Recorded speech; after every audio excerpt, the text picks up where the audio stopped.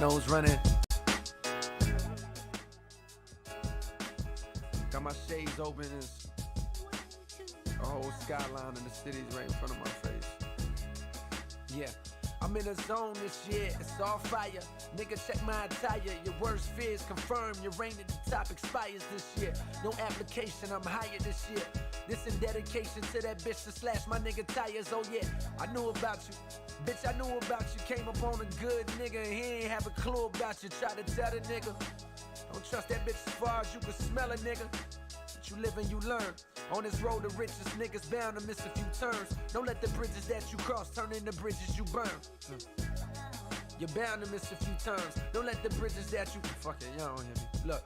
Hey yo, I walk along this long harbor of life and sit on the piers, reflect on my pain and shit on my fears. Should I feel announced again? Hold on, give me one sec. Give me one sec. Or write my name in the sky and show them niggas I'm here. This one is for the history books. Picture me shook or failing. This is revenge of the dreamer. Misery took 1 million of my niggas' hopes from them. Don't even know some of them no more. Hey Z, you still here? Z, you still here? I've been peeping your comments saying about the 361 shoe. What the fuck is that? I don't. Y'all know me. I don't be in tune with shit, bro. I don't be in tune. I need y'all to keep me in tune. I be checked out for real, bro. I be checked out. My mouth wide open from shock. Sick and tired of hoping to stop. Pin the only hope that I got. I open up shop and break out. Got what you said Nikola Jokic's signature shoe. Let me take a look at it. Watch me bleed. I break out. Dream real as a team. My team ill in the fiends. And you ain't real as you seem. And we can tell, nigga. Fuck what you think. Cause if your shit don't stink, nigga, my Jokic shit got a won't shoe. stink, cause it can't. I break out. Yo, what's good? Alex, what's good? What's good? I thought Jokic was just with Nike, but he said, fuck them niggas. He said, fuck them niggas. Hey, honest opinion. I need your honest opinion. I need your honest opinion. Hold on, let me turn this music down a little bit. Just get a vibe going to start the stream. But let me get your honest opinion. Alright, Alex, Z, whoever else in here. Let me get your honest opinion. Right? Jokic got a new shoe. Talk to me. Talk to me. 1 to 10. What y'all giving this a 1 out of 10? 1 out of 10. What y'all giving this? Yo, what's good, Shile? What's good? What's good? By the way, where you from? Do you hoop? What's your game like? Also, how old are you? Because I like to know everybody. Unless you came from Twitch, let me know what your Twitch username was. A 4 out of 10. All right, so look. Let's put it like this. Let's put it like this. If this shoe cost, damn, I was about to say $80, but I was like, damn, I don't think y'all paying $80 for this. Y'all probably save up another $50 and go grab some jars. If this shoe costs $40, y'all paying for it? $60. You paying $60 for it, max, or is that how much it costs? US dollars, by the way. USD. How much? Cause I literally thought about it for a second. I was like $80. Nah, I know y'all. I know what y'all do. Y'all just save more money. Probably caught them in black. If it was just a black and white pair type shit. If it was just a black and white pair, these are Nikes. These are only I guess this will only look at it. These a different pair? Are these the same joints? I think these might be the same joints. I think they might be the same joints. Let me pause that right quick. But boom, yeah, I think they may be the same joints. But you really gonna cop these, Z? Z, you really gonna cop these? Never gonna wear this shit for real? Hey, the only way y'all see me rocking these is if they send me some cheese. You know what I'm saying? I ain't gonna wear these for free. Bro. I'm sorry, Jokic. It's really not it, bro. I'm sorry, it's really not it. I'm only rocking these if you send me some cheese. I ain't doing this for free, bro. I ain't gonna lie. This is it's weird because the thing when it comes down to shoes, bro. Like I feel as though the logo has a huge thing to do with it, right? Because I feel if you took the blueprint of like say Josh shoe and then slapped like this brand's logo on it, y'all be like, what the fuck is this? Right? But it's about a brand's ability to build up that logo and learn how to incorporate that logo and have that logo be a part of every single design they make, which allows everything to stand apart. right? It allows everything to kind of just separate, stand apart. So like when you kind of think of it like that, like these brands, it'd be tough to do. Never gonna wear these shits for real. I seen that. For pickup, perfect. So, because look, I see why you could wear this, Z. Because you said you be in pickup games like boxing out and shit. You just be in pickup games boxing out. You be playing like a 5-man. But as a guard, I don't know if I can rock these. Because like you need a different style of drip. You know what I'm saying? You need a different drip as a guard. Big man drip and guard drip is different. You ain't gonna see no big man rocking the rolled up shorts. You ain't gonna see that. That's gonna look kind of odd. You know what I'm saying? You'll see the bigs with the regular shorts. You ain't gonna see no big wearing like. You may see some Kobe, but you don't really see bigs wear like low cut shoes and have like the accessories and shit. Like it's just a different kind of drip. Those are buns. I ain't gonna lie. I do. Like I said, what do y'all give this out of 10? 1 out of 10. What y'all giving this? 1 out of 10. Me personally, I'll go with like a 4.3. 4.3. I could give this a cool 4.3. You know what I'm saying? Like it's almost mid. Like it's mid. Like it's just mid. Like you know what I'm saying? But he's still gonna sell shit because like fans like Z. You know what I'm saying? If y'all don't know what I'm talking about, it's Augustin in the chat. I just call him Z because when I was on Twitch. But yeah, like it's below mid. Damn, y'all doing my boy Jokic like that. Like this is like it's not that bad. Like when you really look at it, it's not that bad. It's not that bad. I don't care if Fashion shoes don't care about the logo. I can understand that. I can understand that really, especially if you're a fan of a player. If I was a diehard Jokic fan, I'm copping, right? If Kyrie dropped the Kyrie shoe with his brand, because Kyrie low-key my favorite player right now. I may even cop those, but my money tight right now. I mean, I don't want to spend no money. It's been holiday season. I've already been putting money out, so it's like that. I would low-key cop them, but not at this moment. But like if there's some like shit from my favorite player, I was like, yo, say like Kobe had a sorry ass shoe and he only had like 3 pairs, right? 3 models. I'm copping. Like I'm just gonna just to have it at least. You know what I'm saying? But Kobe's line is solid though. He's a good ass shoe line. You said what happened to high tops in general. I don't think it's hard to pull off a high top look. It's hard to pull off a high top look. The only high top shoe that I remember being like it are like hyper dunks. Right, remember how Hyper Dunks had a whole wave in like what years was it? It was like 2014, like 2015s, right? 2013s. Hyper Dunks were going stupid, right? I kid you not, I want a Hyper Dunk so bad. I had maybe 1 pair, but them shits is like I'm pretty sure I got them when they was too small and some shit. But like throughout that whole time, they would have with the elite sock. Remember they had the Hyper Dunks with the elite sock. Y'all remember that shit? Hold on. Hyper Dunk elite sock. Let me see. Remember this shit? Bro, remember this shit, dog. I don't know if y'all remember this, but I remember seeing this shit when I was in like middle school. I used to think this shit was so hard, but I was like, wait, that's a fucking sock. That ain't no high top. This shit threw me off, bro. You know what I'm saying? I seen these without the sock, though. Without the sock, I was like, yo, these is cool. But I guess like it just watered down and went away in time. Oh, Mike. Oh, hold on, Mike. You said can't wait for February. Wait, what's February? What's February? I'm sorry, I don't be peeping chat sometimes. I be going too fast. What's in February? The only thing I think of is February is the goddamn All-Star game. That's the only thing I really be thinking of for real. Trade deadline. I ain't gonna lie, trade deadline shit gonna start gearing up super soon. What's that? What's the 15th of January? Oh yeah, that shit. Lakers send motherfuckers out. I ain't gonna lie. Hey, D-Lo been averaging how much? He been averaging how much? 9 and 5. Hey, I ain't gonna lie, D-Lo with them numbers, bro. Go work at 9 to 5, averaging 9 to 5, cause that shit sorry as shit, bro. I'm sorry. 9 and 5. He getting paid what, like 25 mil, bro? 9 and 5, bro. Like, come on, man. You supposed to do way more than that, bro. Come on, man. You can't do that.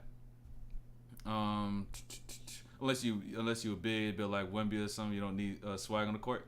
I ain't gonna lie, it depends on the player, and it really just depends on the player and like who you are as a person, right? Who you are as a person, because you can see someone like PJ Tucker, he does off court faster than you see what he do on the court, but then someone literally just don't care like that. It's like, oh, give me a pair of shoes, you know what I'm saying? So that's how some people be like, bro. What are some good body weight, upper body workouts for basketball? Upper body, you want to include core, because core is technically upper body. If you're saying just the midpoint is the hips, right? Do you need core workouts as well, or you talking like shoulders and chest and back and shit like that? Which one are you talking about? Who sent that question? Whoever sent that question, I ain't peep. This should be going too fast. Oh yeah, Alex. Them Kyrie shoes tough though. Not gonna lie. Okay, the Kyries. Let's peep Kyrie. And it's Anta, right? Anta 1. The Kyrie shoe. These joints. These solid. It's just that, like I said, with the logo and the brand, like you got to understand how to pattern in the logo with the shoe and the design in itself. And honestly, these are straight. These is like a. I'm not gonna gas it because I'm a Kyrie fan, but I'll say these is like a. I'll give these like a cool 6.5. 6.5, maybe 7. Honestly, like this is the first one. You know what I'm saying? So like, there's gonna be improvements throughout time, but this being the first one you drop with the brand, like in time it's gonna get better. It should get better, right? Especially if he has some creative control behind it. Because at Nike, I don't think he really had creative control. Maybe a little bit. He'll like say, oh, boom, boom, this, that, and like to navigate around. But like if he really has a creative control into being a creative person as he is, like with just the mindset, right? To where he's just not fixated thinking about one thing, right? Just having that creativity could help with that shoe entirely. So this is improvement throughout time, though. It's gonna be some improvement throughout time. I can only see like Chubby Biggs wearing those. My boy Logan used to play at JUCO. Was built like yo before the weight loss. He'll definitely wear these. Okay, you'll talk about the other joints I was looking at. Y'all remember those KDs with the bro? Nah, those were what, KD 9s or some shit. Hold on, KD 9. KD shoe with sock.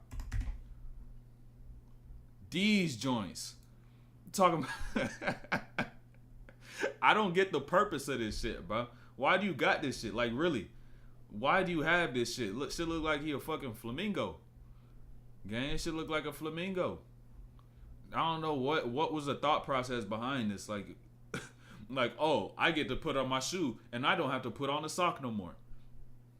The fuck is that shit? Put on a goddamn sock. You just pull it. Come on, bro. That's that idea. Just really thinking about, all right, let's put a sock on a shoe.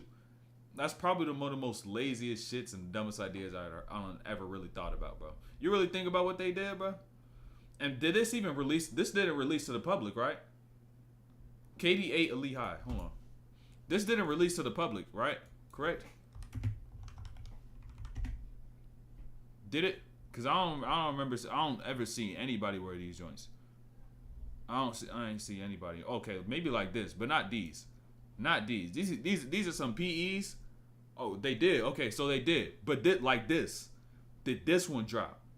Did this one drop? Did this one drop is the real question. Because if this ain't no way this shit drop. I would have seen a couple people hooping the motherfuckers. I would have seen a couple people hoop.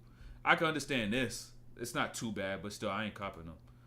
I seen so many people with these damn shoes, bro. This making me think about when I was a jit and I was like, yo, everybody got these, but I may just want to get a pair myself, but I ain't got the cheese to get them. So, okay, not that colorway. So it's like this shit type shit, because in stock right here, boom, brand Nike. But the thing is, I ain't never seen nobody hooping these. And if they did, that shit was a goddamn disguise. These socks was a disguise. I could not peep. Dog. To cover up his reptile ass skin. Damn, you saying he ashy, huh? Damn, that's crazy. That's crazy. That's crazy. Goddamn. Out of bio. That's crazy, man. That's crazy, gang. KD do be bro. I ain't gonna lie, it's crazy. If you pull up to the game ashy and with BBs, you do not give a fuck, right? People should have realized this shit about KD, right? He pulled up to the game with BBs and ashy. He does not give a fuck. He's still gonna give you bucks. That's the thing when people should have realized, oh shit, he gonna be one of them ones. He pulls up to every single game with BBs. You understand that? Like, he don't get no brush and say, man, I gotta look good. I gotta go get a cut. He did get a cut before like last season or the playoffs. I was like, yo, he got a lineup with no brush. He need a really good hard bristle brush. Like, he need one of them brushes like you supposed to clean a bathtub with. Like, just to get the BBs out. You know what I'm saying? Like he need a hard bristle brush. Like he need one of these joints. Like he need one of these. He need one of these. Like these type hard bristle brushes. He need one of them. You know what I'm saying? Hard. Pause. Like he need one of these type hard bristle brushes. That's the crazy thing. You should have seen a man pull up to a game with BBs. Being in the NBA. In the NBA with BBs, right? National television. Millions of people watching at times, right? You should have known he was about to cook, bro. You should have known the only thing on his mind was to cook you. Like you should have known that's the only thing, to give you some buckets. Like that's where he should have realized he was about to be a problem. He went to draft night, put on the hat, lift the hat, BBs. Like it's ridiculous. And his hair don't grow. That's the thing. You should have just realized that shit entirely, bro. Ridiculous. Nike has an old era where they're putting unnecessary tech on their shoes, bro. They was trying to reinvent the wheel. That shit did not work. They was trying to reinvent shit. It did not work, bro. Not one bit, bro. And them all that little shit, no, that shit didn't work, bro. This shit didn't work. BB's bad. Oh my gosh, hold on, bro. You said bad bitches. It's called. You stupid. Hold on. These are BBs, bro. These are BBs, Z. I'm not American. It's not even necessarily American. It's just black. That's what you call when your hair just get knotted up. Like when it just literally gets knotted up and you don't brush it out. Half of the sling you don't get. I don't blame you. I don't blame you. Like this shit, like you know what I'm saying? Like, ooh. I don't know how the hell his hair got to that point. But yeah. Basically this. When you just don't comb your hair out, like, that's still got some ways to go. This is immaculate BBs. Like if we put this on a scale, like a BB scale, this is like 9.5 out of 10. Like damn, like actually like an 8.6. This is like an 8.6 out of 10. So like this is some solid BBs, I would say. You feel the burn through the sock with all the friction. I wonder how the inside of the shoe actually feels like, because we can see it from the outside, but how does the fucking inside of the shoe look like? That's the real question. I don't know how that shit look like, bro. I want to. How does a shoe feel like? Actually, fuck that. I'm not doing that. I ain't gonna do that. I don't even want to know. I ain't gonna spend my money on that bullshit. I ain't gonna spend my money on that. By the way, we gonna watch Alijah Arenas. We gonna watch Kyrie, and we gonna watch Taylor Hendricks today. And we're going to start pretty soon with these breakdowns. I'm probably going to watch like 2 games from Alijah. I haven't watched them yet. So you're going to see me watch the game and break it down as I see it. Then after we watch Alijah, we're going to watch Kyrie. Like Avanos, he been saying that shit for goddamn the past 2 weeks. So I was like, about to be Christmas. I'm not going to be streaming Monday. It's Christmas. So I was like, yeah, I may as well go ahead and watch that. Boom, let me get all of these little stuff out the way. And also at the end, we going to watch some Taylor Hendricks. Because if y'all don't know, Taylor Hendricks be watching the videos. Rookie for the Utah Jazz, if y'all don't know. So I'm going to do that breakdown. Boom, I told him to peep it. Boom, you'll peep it. So we're going to see in time. But that's what we got for today, though. That's what we got for today. More breakdowns than usually. So we gonna get locked in a lot of gems. Okay, without the court. Did you break down Elliot? Yeah, I've done one breakdown on Elliot Kadu. Go back to the live stream section. Go to my channel, hit live stream tab. You'll see Elliot Kadu, Rob Dillingham breakdown. Maybe go to like 45 minutes in, and then that's when the breakdown starts. So boom, Kadu's in there. You can watch Dillingham. I'm probably gonna watch more of them throughout the season. I need to watch more college players. I need to watch the ones that are really coming up onto my list. Juju Watkins. I gotta peep the women's basketball, little stuff too. Gotta make sure I'm in tune by the time tournament time come up. Right, boom. I gotta watch all that stuff. Keep up with that. I gotta watch all the other players in terms of like who's actually scouting in the mock drafts and shit. Gotta stay in tune with that. Gotta understand. Oh, he's a sleeper, or boom. Oh, he's really sorry, but people gassing him up for no reason. They trying to say he's good off potential, but nah, I don't trust NBA scouts. They be fucked up in the brain. So yeah, if there's any other college players y'all want me to watch, let me know too. Let me know now or in the Discord. They get you right. Make sure she's a black woman too. If you're black, they'll understand hair types and needs. I got no confidence because my hair looks so bad. I don't know what hairstyle to get. Nothing looks good. Okay, that's what you said.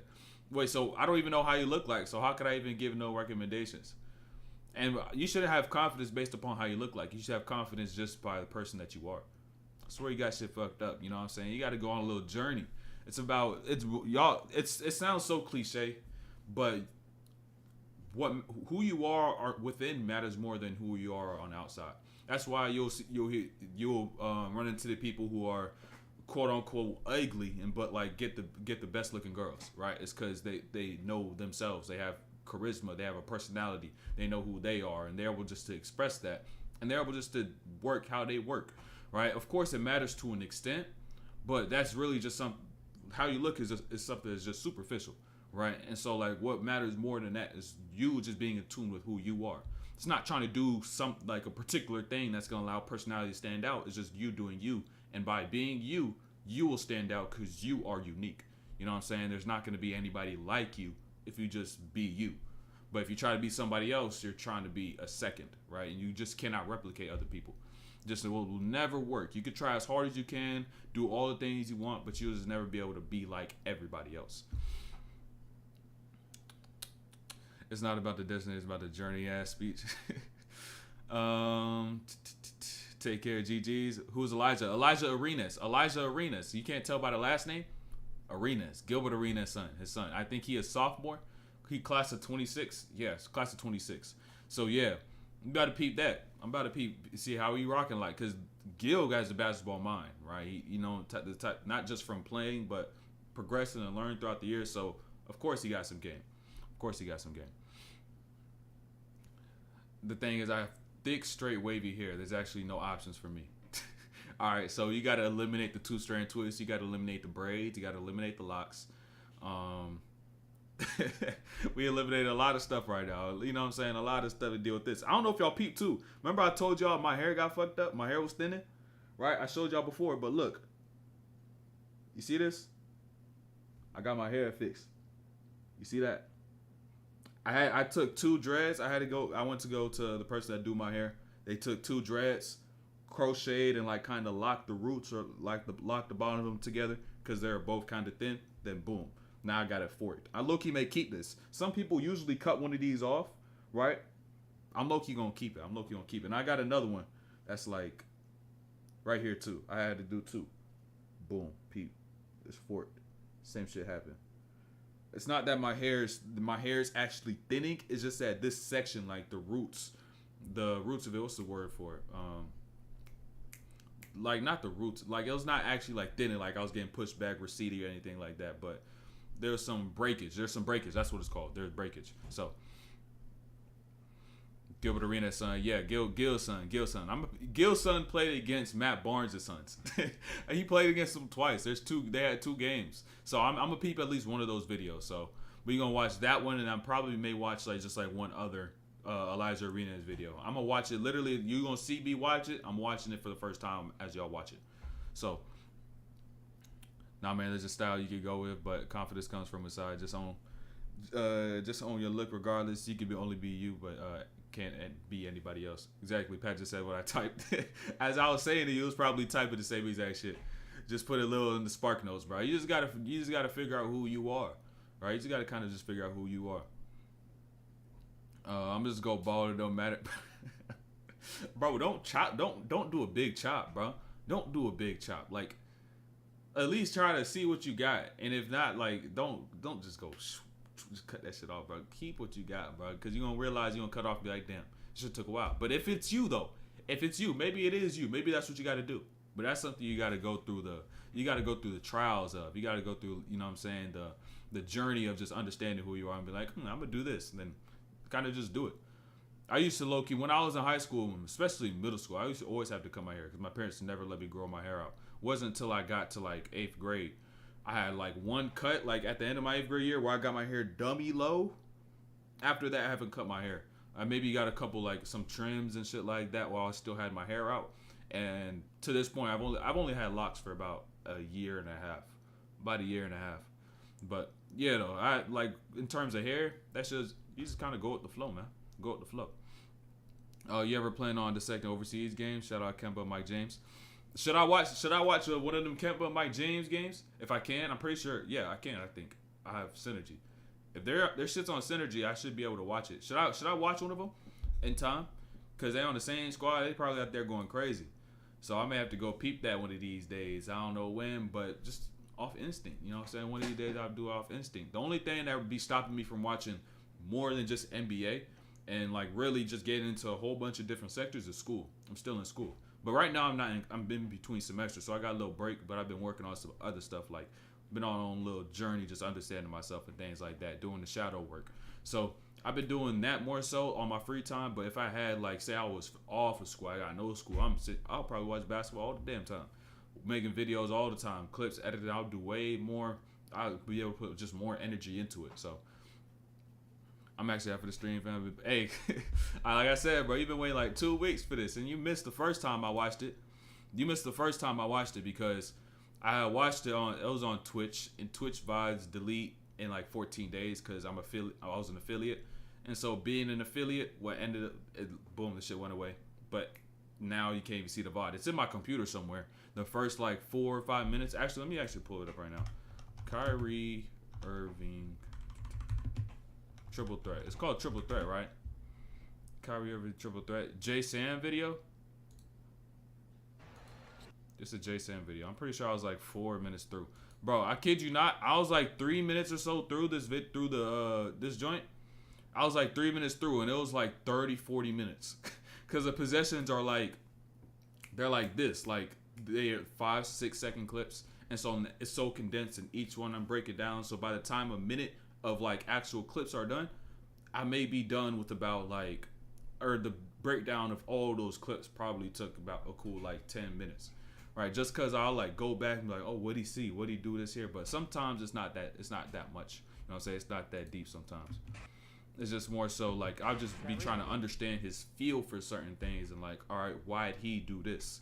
Cause when you watch a player, you're watching their feel and their instinct. That's where people mess up, right? And they fail to be able to improve in film, is because when you watch somebody do something, naturally as a human, you're gonna want to replicate that to what you observe, right? And so if you're constantly observing something, and then you're observing a person who's partaking in action that's particular to them, but it's not similar to you, because say you're watching somebody who's 6'8", right, super long wingspan, but you may be like 6'3", and you have a neutral wingspan, and your just movement style is different, your frames are different, so the type of moves you use are just way different.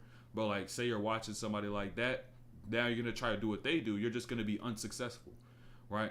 Not just off the fact that they put in an abundance of work and you're just trying to do it like that, but off the fact that it's not natural to who you are and what your body is going to allow you to do and how you kind of think, right? Because we all think different. We're all going to process the game different. So when it comes down to that, you got to be super careful with the players that you watch. And when you do watch a player, be super careful of the things to which you retain. That's the key to it. Are you going to make a video of this from stream?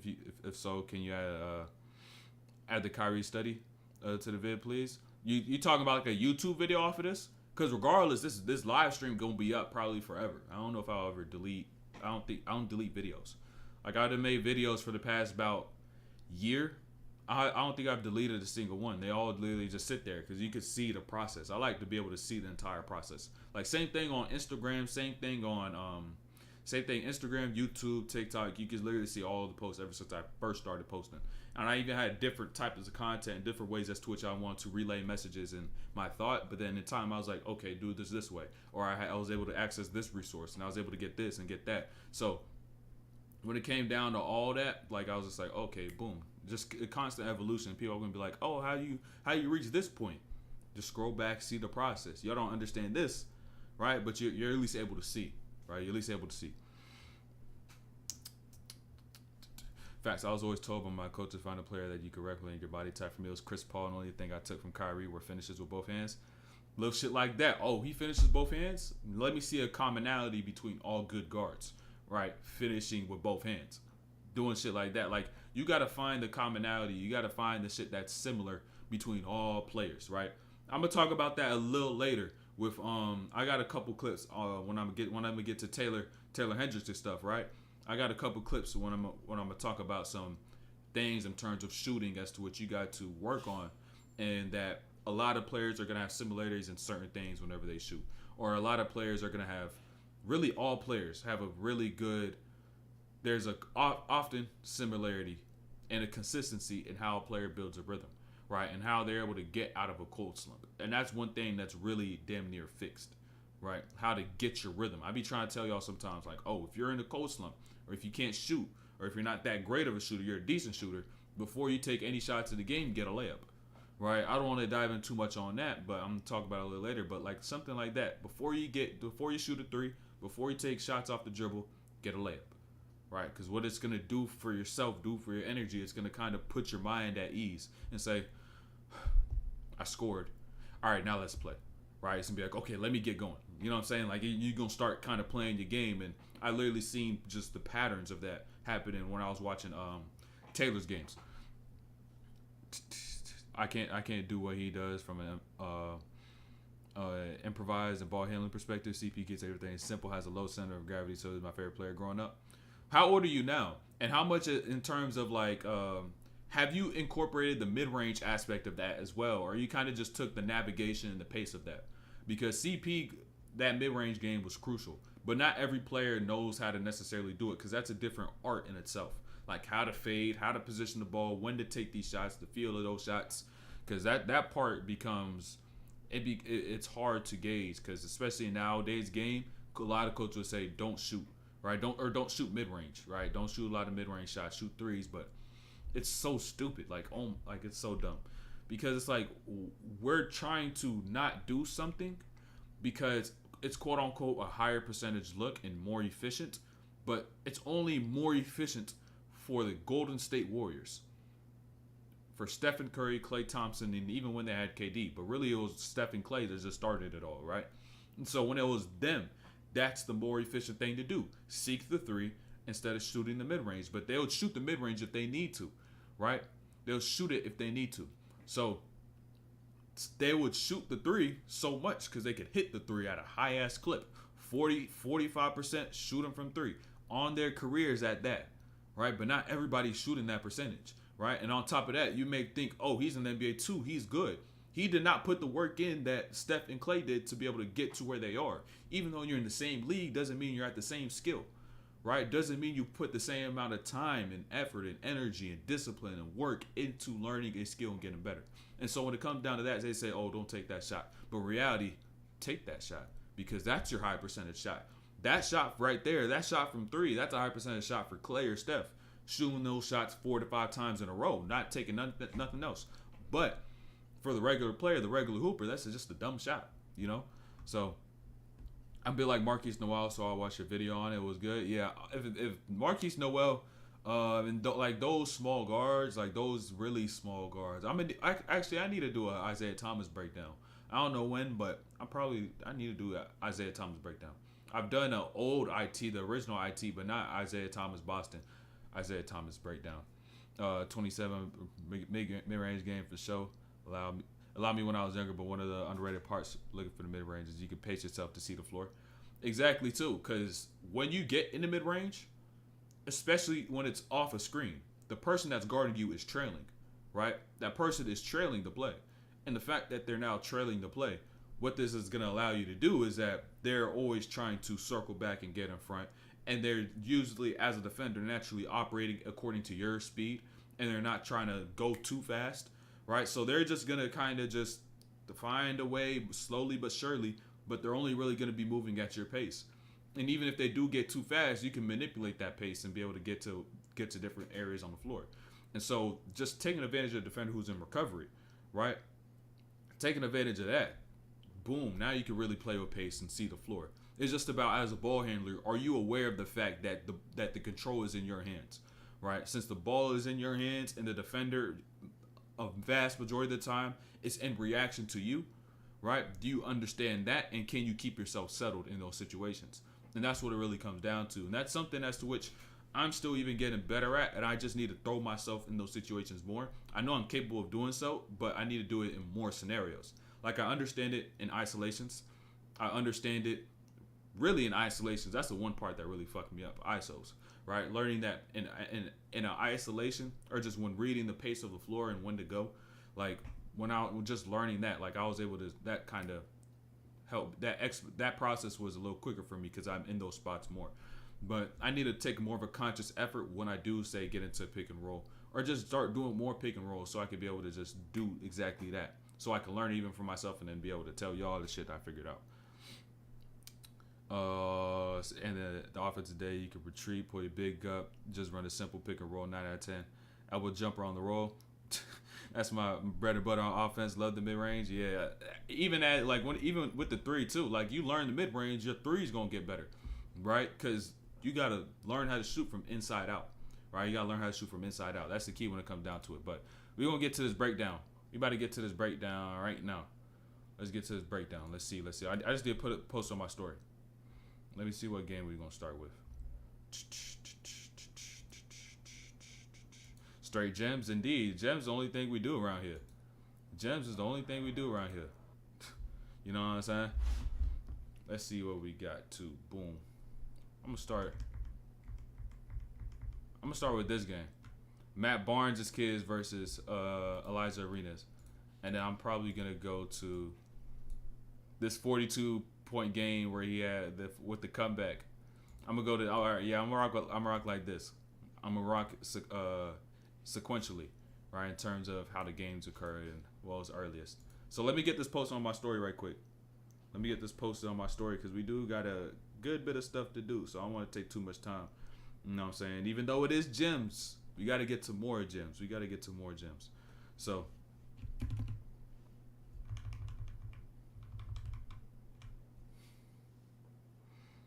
let's see. Let me put that right there. Who's your favorite NBA player right now? I gotta go Kyrie. It's not even necessarily because his game, but because his game did inspire me. He inspired me to learn movement, and that's the one thing that just like I was like, yo, this has unlocked everything. Like it unlocked everything. Like in terms of the funny thing about where I am right now is that the skill set I have right now in basketball is a skill set I envision myself having at the point in time as to which I would be able to make the NBA when I was actually trying to like be a player. Right, this is the exact skill set as to which I have now, but I don't think I'd even be able to learn that, because when you play on a team, you're not like, what your mindset at the time is, how do I maximize a team? And when you're trying to pick up a skill as to which no one's ever taught, you have to now experiment with a bunch of shit, right? And so I couldn't really take my time while I'm on a team to experiment, right? So I never had that freedom of thought. But the second I stopped, I was like, this is what I'm gonna do. I need to figure this out. And so, boom, that was the one thing as to which I picked up, which has just allowed me to do, just to, like, unlock everything. It's like, yo, I be going to gym sometimes. It's just like, yo, I don't think I be forgetting, like, how much I've improved and how good I really am. I really do. Like, I'll have some nerves and be like, damn, am I the same type of player I was before? It's like, then I play, and I'm just like, I just forget about it. And it's like, yo, you really got game for real, bro. Like, you be overthinking this shit sometimes. I just like, you just hoop, bro. Just hoop.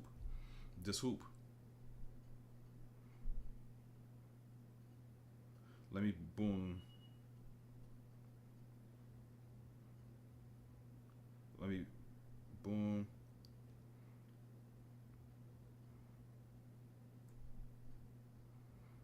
Boom.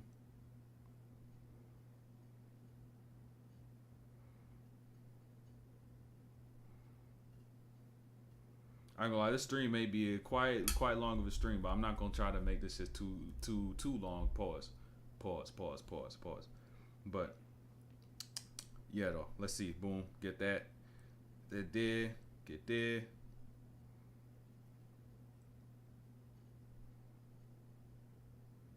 Let me find this. Actually, boom. I need to find the link. Straight to the live stream. Boom. By the way, I don't know if some of y'all know, but I'm gonna break down some IRL film I have of myself once we hit 15K subs on YouTube. So if y'all not subscribed right now, you just making the process longer than it has to be. All you got to do is maybe hit that exit off full screen, Scroll, boom, subscribe. Or you can just swipe up nowadays. If you're on your phone, boom, swipe, subscribe. Just like that. Easy like that. Once I hit 15K, I got y'all with that. And I told y'all also, 100K, I'm doing a Kobe giveaway.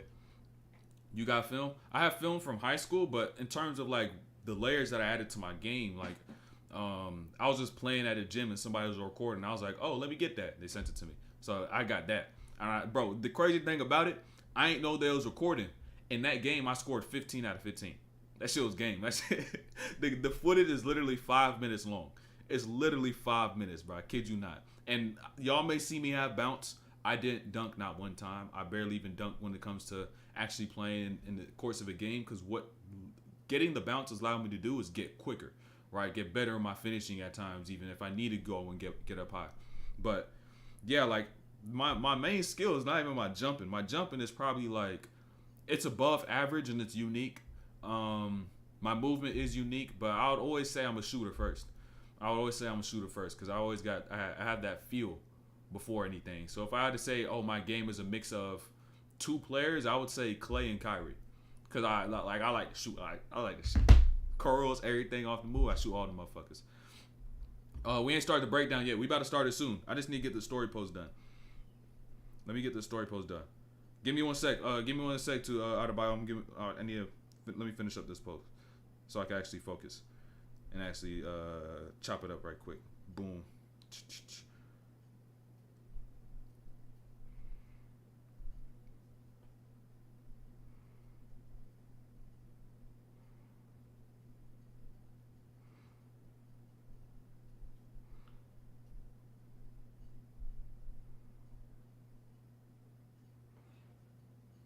Boom.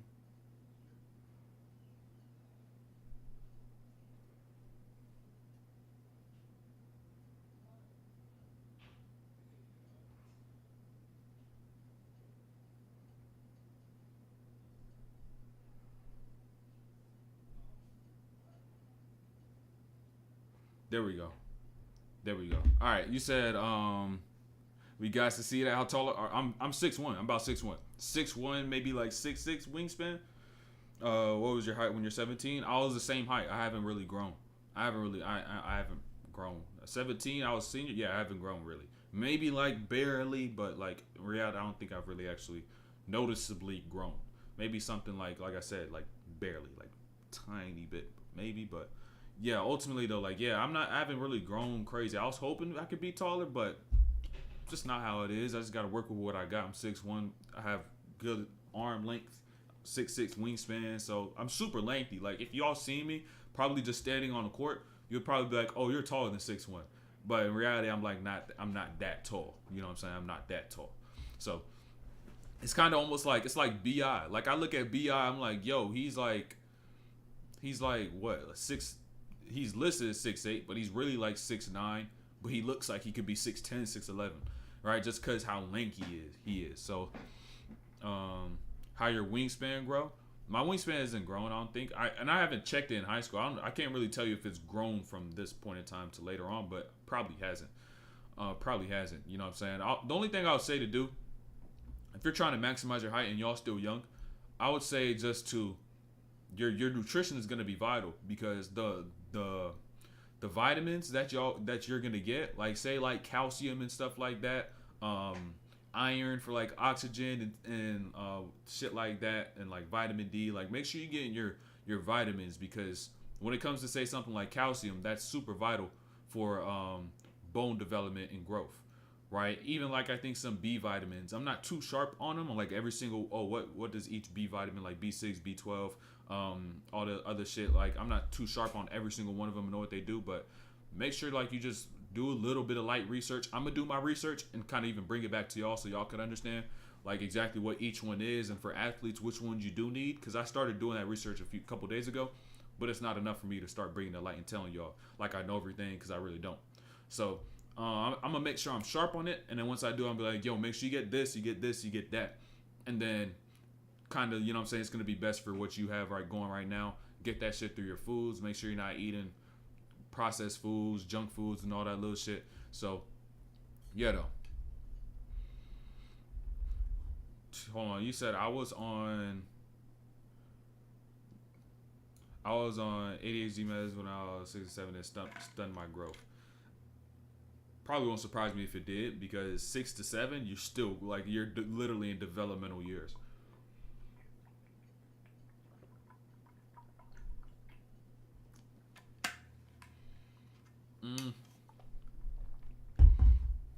Yo, what's good? What's good? I'm How old do I look? How old do I look? By the way, I always like to ask this question, and if y'all already know how old I am, don't say anything. How old do I look? And I still play basketball, but not competitively. Like I don't play competitively to where I just hoop just to kind of learn, figure things out, like as shit goes along, like so I can be able to help y'all. And so y'all gonna see me do IRL content. It's just right now, either I drop the gyms, right? Either I drop the gyms and I don't do IRL content, or I do IRL content and I don't drop the gyms. The gyms to me is actually what brings impact. I'm not just gonna sit here going to court playing, you know what I'm saying, doing some shit to where y'all just entertained and not being educated. Because education is more important than anything. Because that actually brings application. Y'all could get better. All right, so you said 27, 22, or 25, then maybe 40. You're trolling, Alex. 21, 17, 40. 20. So boom, hold on. You said sharp hip pain. Did you ever have sharp hip pain?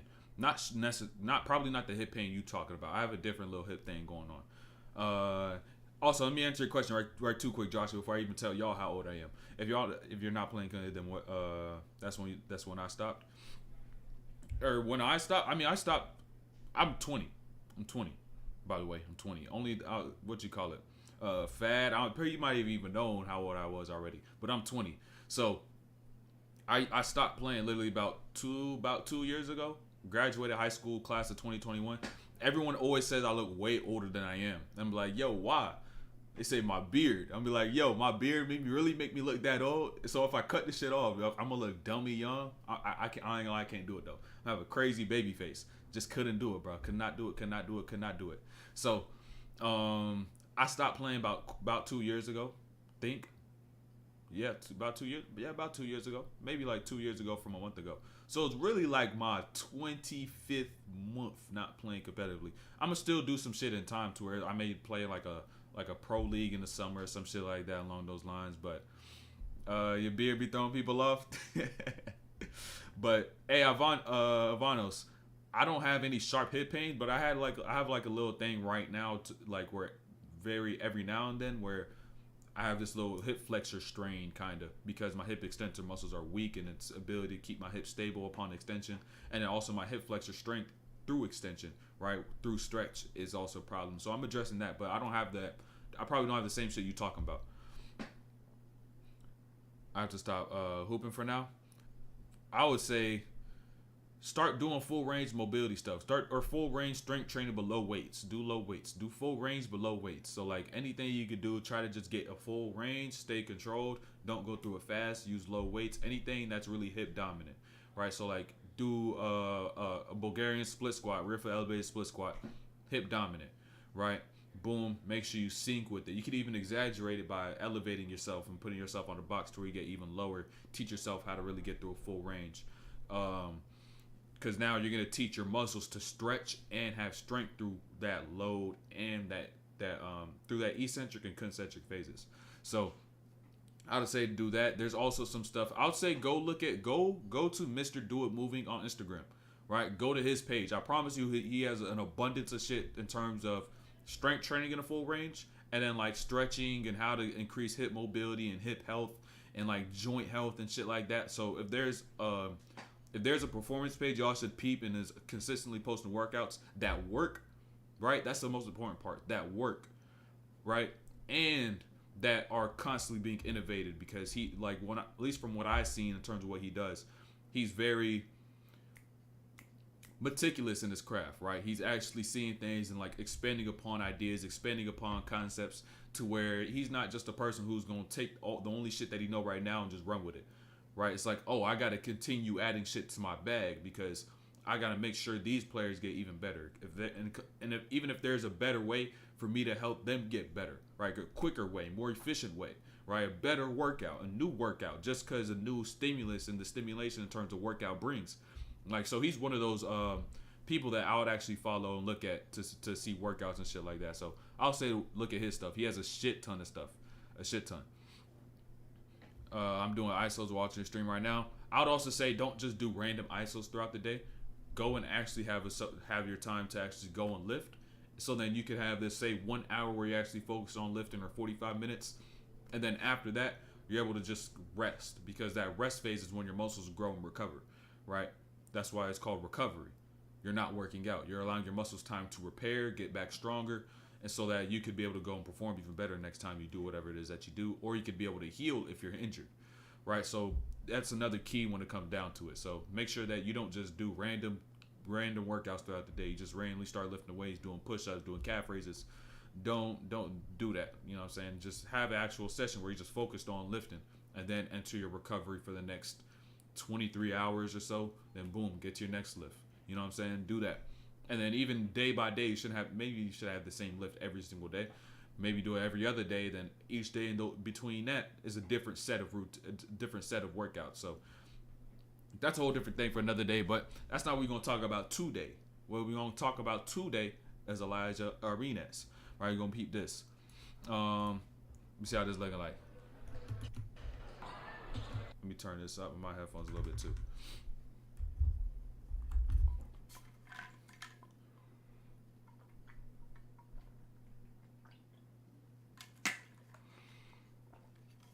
But I say I can't go lift weights because my lower back, Achilles, ankles, knees are all hard and my whole body hurting.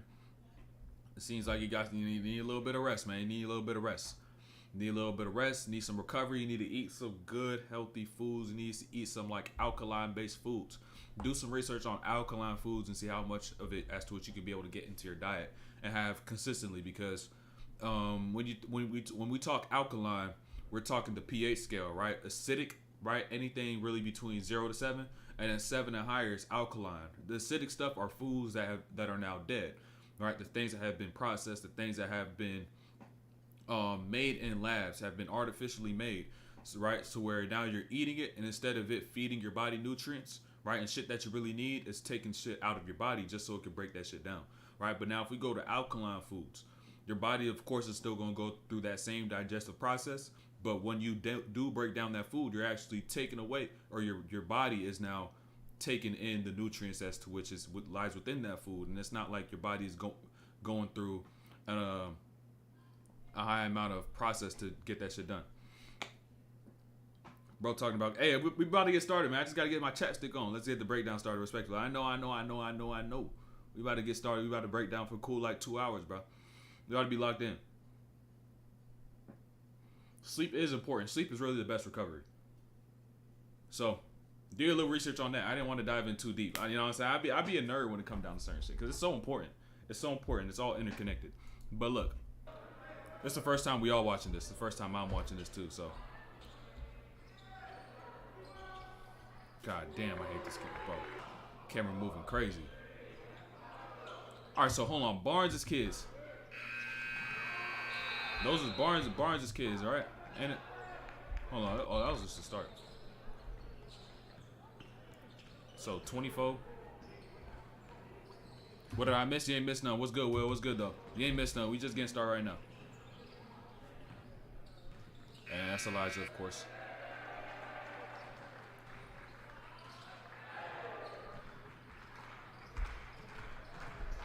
Oh, pearls. I was thinking about getting these. I might actually get these. I already got these. I need to get those. I might get those. I might. Let's get started. Damn. The reason these shit, the camera angles, bro. I want to be able to see everything. But fuck it. We work with what we got.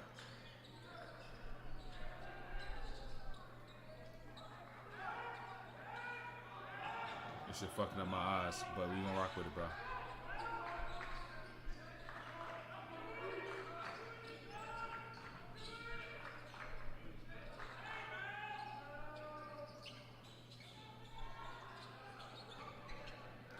You want to know something else too? This is something I just see a lot of. This is a high school habit, right? This is usually a high school player habit. The average high school player typically, right? The second they begin to see bodies, they panic, right? So in a spot like this, where you have a step up, a recovery player, a help player, and now someone else stepping up, they now may pick up that dribble and just put themselves in a situation they cannot get themselves out of. That's just a typical high school player habit. If you want to be able to just be a player, you'll understand I got to keep my dribble alive. But the only players who are able to keep the dribble alive are players who trust their handle enough because they put in enough work to trust their handle. That's the only thing. Cameraman has Parkinson's. Dog, I ain't gonna lie, it is rough. It is rough. Is this doable to y'all? Is this doable, this camera? Because there's more games we could peek. There's more games we could peek. Cause I'm sorry, hold on. Let me see, bro. This is rough. Let me see. Okay. Hold on, is that the same one? Okay, that's that. Let me see.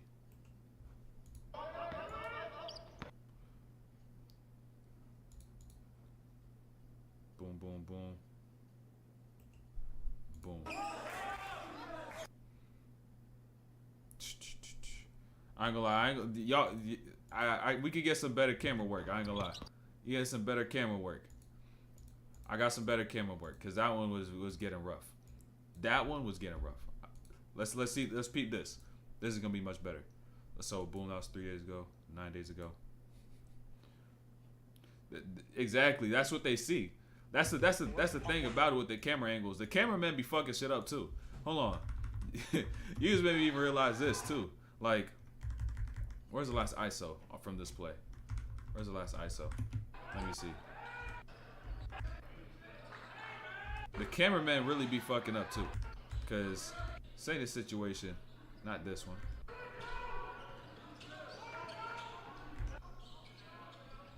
Cause like the camera, all you can see is this. All you can see is this. High school games, all his ISO plays. But the thing is, like, you don't understand why he made that pass. That's why the camera angles be so important. Like the cameramen even have to understand that they're a part of the education in a sense, right? To where if a cameraman is sitting here recording with this lens where you could only see 4 players, it's just a 2-man action. How is somebody watching this supposed to be able to learn what Elijah is seeing, right? So that they could be able to now replicate that for themselves and get better. All they're going to be able to see is, oh, he's here, 2 steps up, he's just throwing a pass. They don't know how to make this weak side read so then they can throw this pass, right? So to literally zoom that camera out, right? So you could see the actual half court. You can see actual basketball being played. And you don't deceive players and make them think that, oh, boom, he's just doing this, and then, oh, at this time, he's only, like, there's so many more variables. Like, you're limiting the amount of variables they can see. Can't even see a tag, man, exactly. But, yeah, that's why we're about to switch it, though. You got this one. This one was 3 days ago. That's another one we're going to watch later. All right, so, boom, we're going to start here. We're going to start here. That's loud as shit. Let me turn that down. Let me turn this down as well.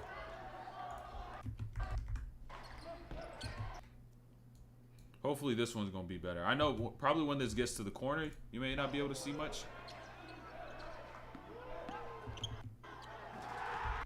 Oh, that's another one. Hold on. When does the game actually start? Okay.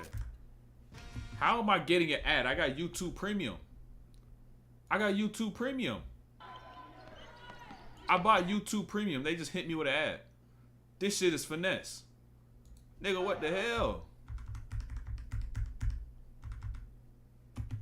I literally bought YouTube Premium right before the stream just so I don't get ads. Finessing me, bro. Hold on. There we go. I'm not putting up with that. I'm not gonna put up with that. You got scam buddy? No, I didn't, bro. I ain't getting hit with no ads no more. Fuck that.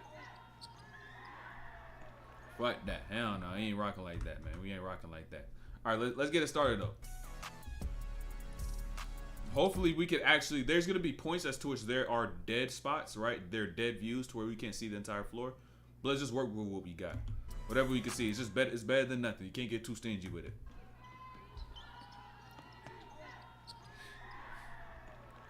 Off the gate. His pace. His pace. What's going on here? Some of these possessions be fast.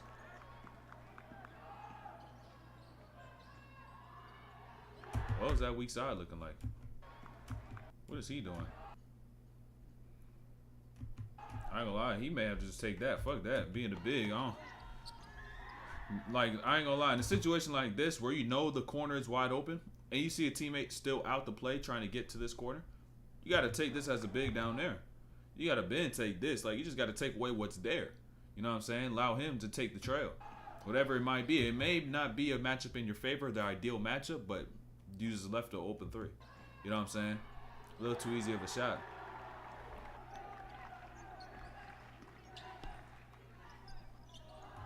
Y'all even see the pace? Y'all see the pace? I ain't gonna lie. Pace may be some shit I'm gonna talk about this entire time. Because it looked like he's not even going nearly as fast as he's capable of going. Like, I'm talking like he's on a scale of 1 to 10. He probably going like a cool 6. You know what I'm saying? Won't the paint become free then? And essentially, yes, but understand, in a sense, understand where this player is, right? No matter the rotation, understand kind of where this player would be. You see Elijah on this weak side. Where's the 5th? You can't see the 5th. It's a tough part about it. You can't see the 5th. I'm assuming the 5th is probably round right here. 1, 2, 3, 4. You are leaving the rim at this point in time, but in terms of the numbers you're able to see at this point, like who would be able to take advantage of the rim, right? So who would be able to take advantage of the rim? Possibly he can, but that's a long pass. Elijah will probably jump that, athletic. He leaves the paint, he takes the corner. Now this trailing player could take the paint, and whoever's now running the rim, right? They could take the next player, and whoever the 5th player in this frame, who's out the frame, right? They could also now get the top if this player gets down low and takes the paint afterwards. So essentially it's like, it leaves the paint open, yes, but who's going to take advantage of the paint, right? That kind of becomes a question. So, even you see now, boom, you see that 5th right there. You don't see nobody really getting the paint.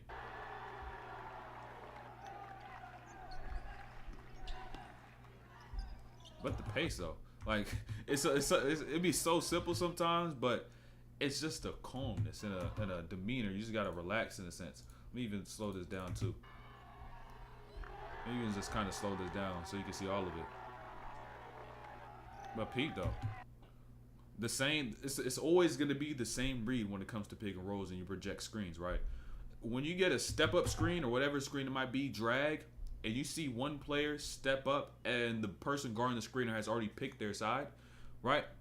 And the person who's guarding you, who's guarding the ball, is not leading you to that screen, and you have all this room this other direction because they don't have help that way.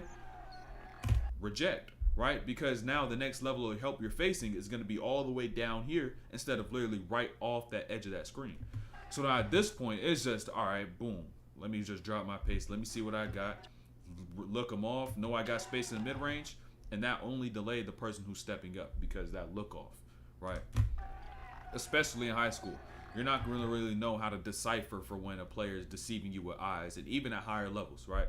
So at this point in time, he's looking off, all right, do I have a pocket? Do I have the skip? So he's not even thinking he's looking to shoot because his eyes aren't up, nor is his feet indicating it, nor the ball in the pickup indicating it. So even through this range, right, the hands do, but he's watching eyes. So he's just going to be late on top of the fact there's already space. So boom, he gets up, gets into that mid-range, right? That's why the mid-range game is important. You can't neglect it if you want to actually be a scorer.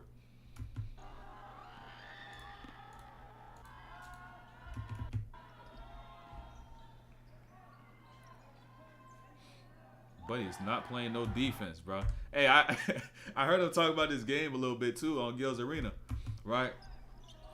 Hey, I heard Gil talking about it, say in this game he ain't come to the game until halftime, right?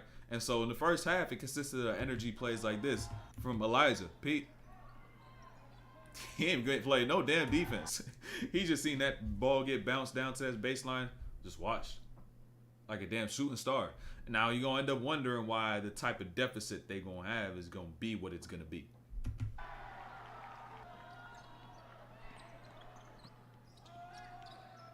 How the hell that shit get through?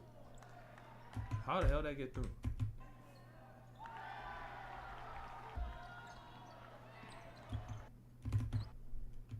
Damn. That shit found its way. If it found a way, it don't matter. Hey, as long as it's able to get to where it needs to go, shit don't matter. Buddy is seeing bodies though.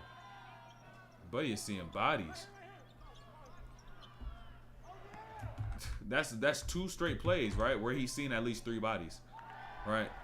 Of course, this is gonna be the game plan, right? Boom. If he's getting downhill, he sees bodies. You got one from the corner who's stunting on help. You got the one who's coming down all the way down from under, who's that bottom side help defender. Then you got the drop, and then you got the person still chasing. So it's like that's a lot of damn bodies. That's 4 defenders right there. 4 defenders. That's tough. You still find a way to get that shit through. Now once again, 4 defenders, 1 over, boom, on ball. Now you got boom, boom. Like this is what he's seeing going down the lane. No 3-second rule in high school. Yeah. No defensive 3-second. No defensive 3-second in high school. Which is why I don't like, because now teams just literally sit in this tiny ass court and play a zone. Like it's also once you begin to progress through levels, it's gonna get taken out. Does college got no defensive 3 either, right? They don't got no defensive 3. But I think that should be taken out entirely. Because camping in the paint is just like, you can't do that shit if you're actually trying to play at a real level. Like, I don't like it. You know what I'm saying? I don't like it, bro. In my opinion. Also, the thing with the shot clock. Some schools don't even have shot clocks. They don't? Yeah, that's just stupid. Can't confirm? Yeah. It's dumb. Because the one thing as to which when I was going to school is that I was excited for, I was like, wait, did college got defensive 3? Right? Did college got defensive 3? Because if they didn't have no defensive 3, it just allows more flow and more opportunities for drive and kicks because help is going to have to step over. But there's no defensive 3. I thought there was going to, but I was like, no, wait, there isn't. Fuck. It is what it is, though. Ultimately, I ain't stopped playing because that. I stopped playing because that. My school had no fucking gym. It made me have to think for myself. But do they even show this full play on this rotation?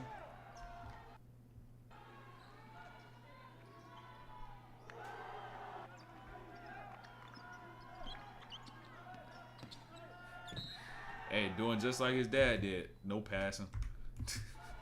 Hey. Hey, man. He ain't take the ball out of bounds. He ain't taking the ball out of bounds, bro. He ain't passing the ball either. Why would you? Really? Shit, fuck it. If you actually know how to get to your spots, why would you?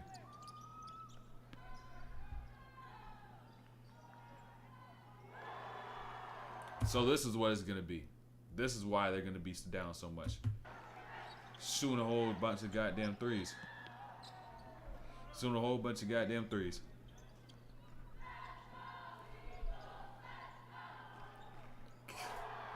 Dog, hold on. He really showing these, hold on. He's really showing these non-existent playmaking badges.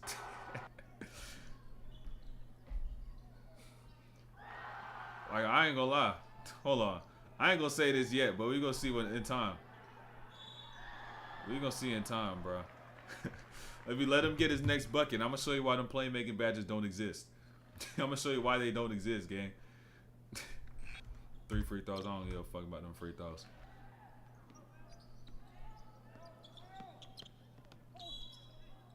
Backdoor. You ain't even let him get backdoor. I want to see the read. That hand needs to go low. Look, as this player, right, in these situations, right, we're not going to be able to see the actual backdoor. But what we are going to be able to see, right, is the hand and where the ball is going to end up, right? In these situations, there's no point as to reaching this high. The ball is most likely, majority of the time, going to get thrown as a bounce pass. It's never going to get thrown in the air, right? Just because the lanes, it's just tougher to do, right? So just in general, like every single situation, right? If you get backdoored, there's no need to put that hand there. The ball is majority of the time going to get thrown as a bounce. So instead of being there, you need to get your body low and throw that hand low as well and meet the ball to the pocket of the hand. Right? Because a lot of people get that shit fucked up on steals. Right? They think, oh, let me get a steal. And they're going to try to reach for the ball to where the ball is instead of going to where the ball is going to go. You don't know if the ball is going to go in the air like you see with this hand right here. But you know the ball is going to go into his hand. Right? You know it's going to go into his hand. So just, you got to discourage and get in front of that lane. right? You got to get in front of the hands before you even try to just think the ball is going to be on the way in the air. On top of the fact you already picked wrong reaching up, right? You got to just make sure you reach down, and then if you reach down thinking about, oh, the ball is going to get right there to his hands, I reach where the hands are. Then you can actually discourage that.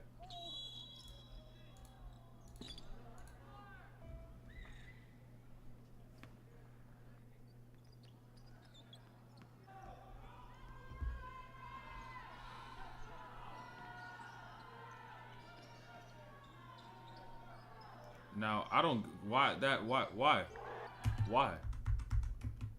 Look, hold on. Now, we've seen them been getting burned this whole time, right?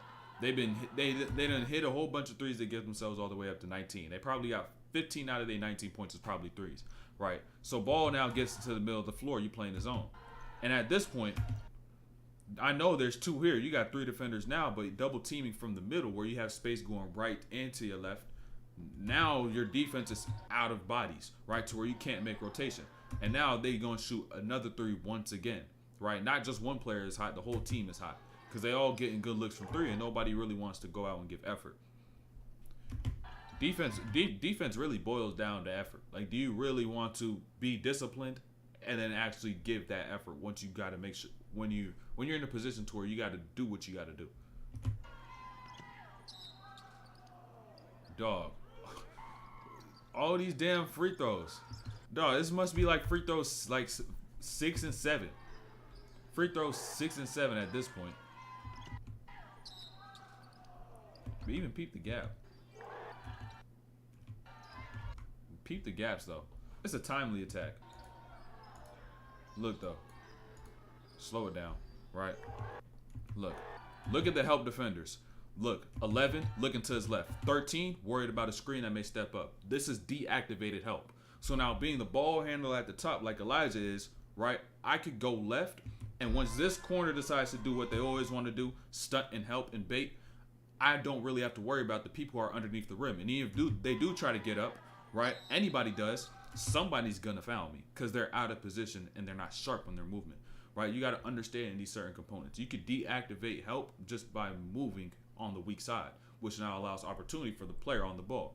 And in that corner, even understand that, are they baiting? Are they actually helping? Like, you know what I'm saying? Like, just understand help defender is going to show you the lanes because it gets to an extent to where you don't got to worry about the person in front of you because you know you understand that speed and you're good at getting to your spots, being sharp on your angles and everything, right? Setting shit up.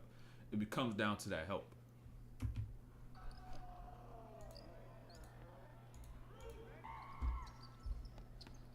And he gets more free throws.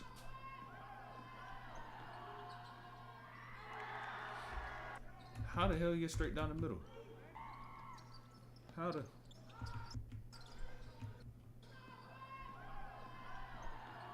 This is such high school basketball, man.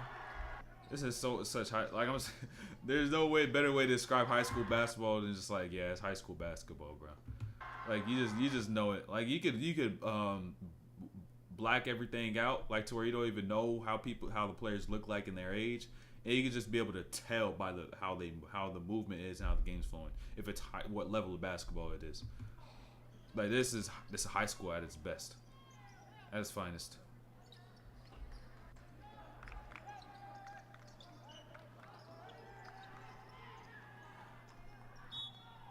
When you really, it's like, I'm sorry, but like, keep it a beam, bro. I need y'all to keep it a beam. Look, keep it a beam, bro. If you Elijah, right, Gil's son, you know Gil ain't passed the ball. But if you got dudes checking you like this, they biting out on all these jabs and respectfully, like, with all due respect, buddies out here looking like these and you know who you are. You gonna pass the rock, right? And just look at how effortless most of these plays are. They're all just putting themselves in their own graves because they all just overcommitting, and he's just making the right play because he's playing at his own pace, right? So now at this point in time, even through all this help, they still out of position, they still overreactive, and now it's just like, you going to fouling me, right? And I'm already way bigger than all y'all, and I'm playing with pace, so I'm controlled, so now I can get this and one. Like, so at times it's like, yeah, can you make the right basketball play?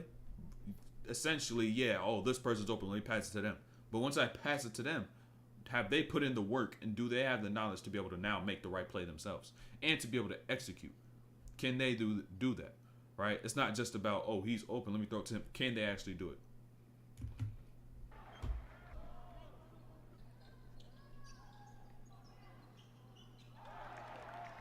Down what? 10 now? 28-18.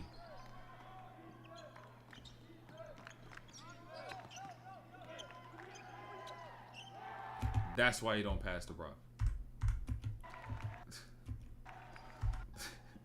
Hey, I'm sorry, but it is what it is. Look.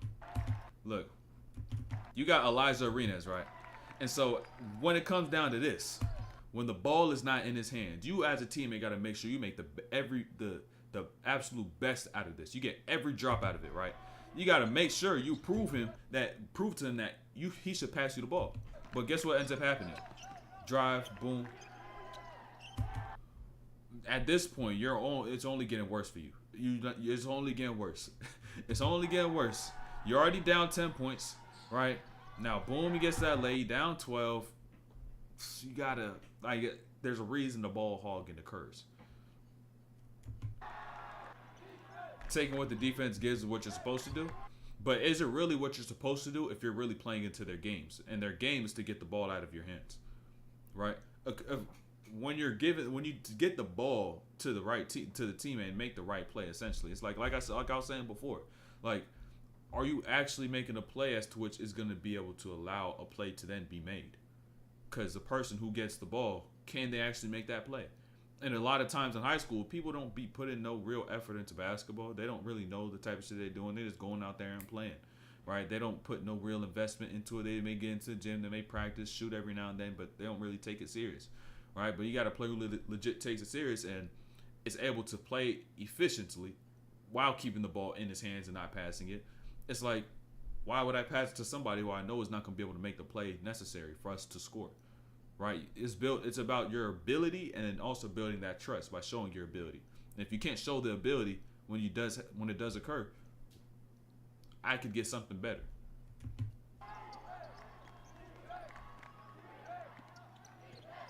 Charge. I ain't gonna lie, there's a little favoritism. Oh no, I'm agreeing with you. I'm saying he shouldn't pass if he doesn't need to. Defense is letting him score. If he's just that much better, go score. Yeah. I mean, the defense is not necessarily letting him score. It's just that they can't stop him from scoring. You know what I'm saying? Like, they're trying, but they're hyperactive. They're over aggressive, and now like they're just leaving gaps open to where he can just go and do whatever the fuck he want. But look though, this should have been a charge though. Hey, look, you gotta peep that though, right? It's Alijah Arenas' Gil son. You know what I'm saying? The refs know that. So what's going to end up happening? Boom. You get a couple superstar calls. It is what it is. You know what I'm saying? Should have been a charge, but you keep shit pushing. They ain't call it. You know what I'm saying?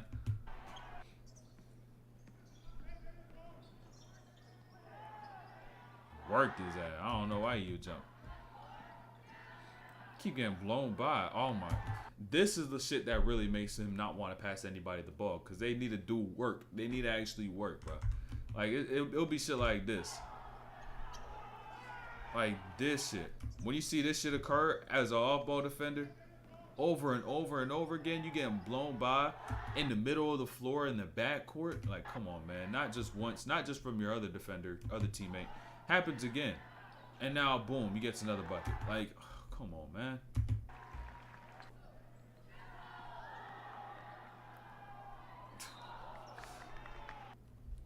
Now, I'm sorry. But look, hold on. I'm gonna wait a second. I'm sorry. But let's keep it pushing. Boom, free throws.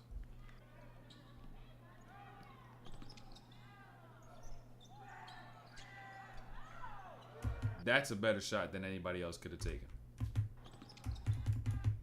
Because look at the quality of shot. A lot of people get shit confused. Look, hold on. Let me slow this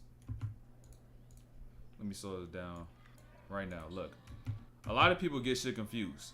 All because there are bodies around you doesn't mean a shot is not open, right? You see 1, 2, 3, 4, then you see 5 right there.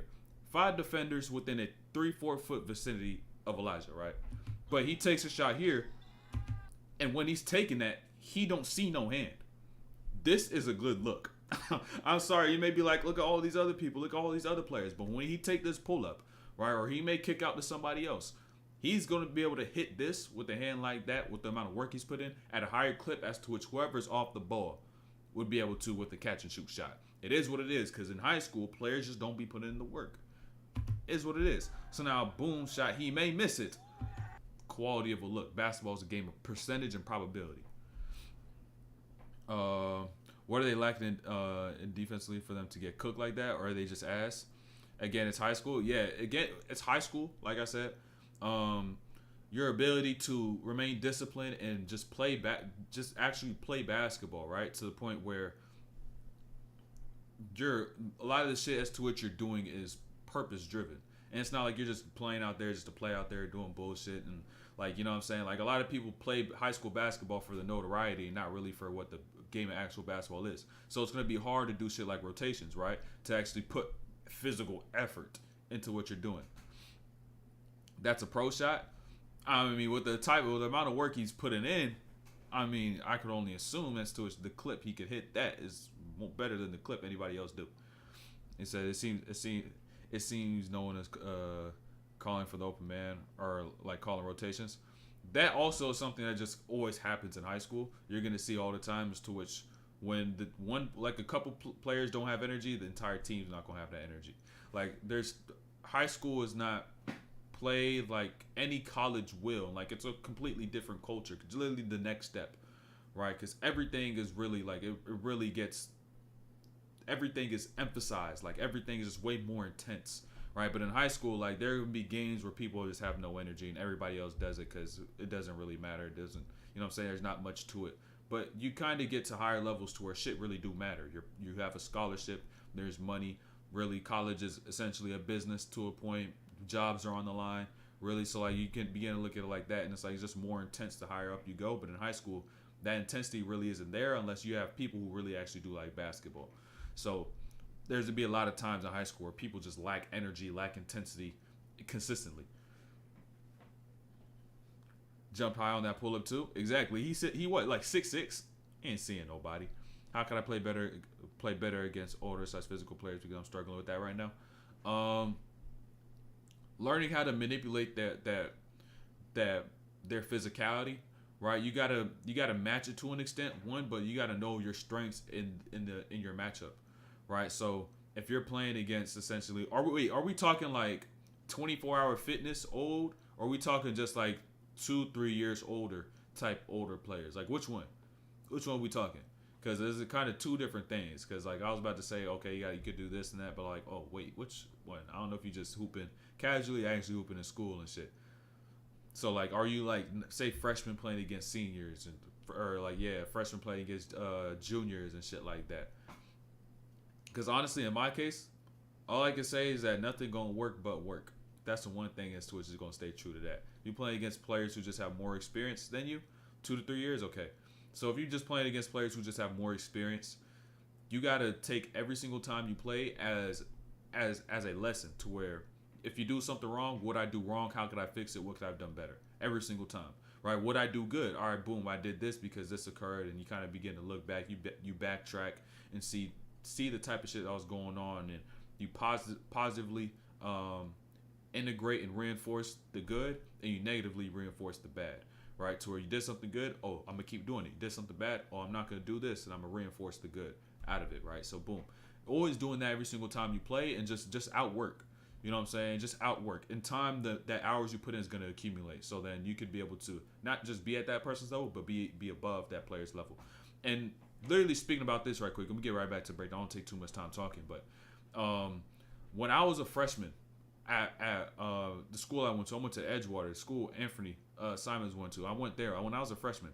There's a player as to which was on varsity, and I was playing freshman in JV. It was getting cooked every single time, right? So like, there's somebody I just remembered from there, right? And like, boom, let's fast forward like how many years is that?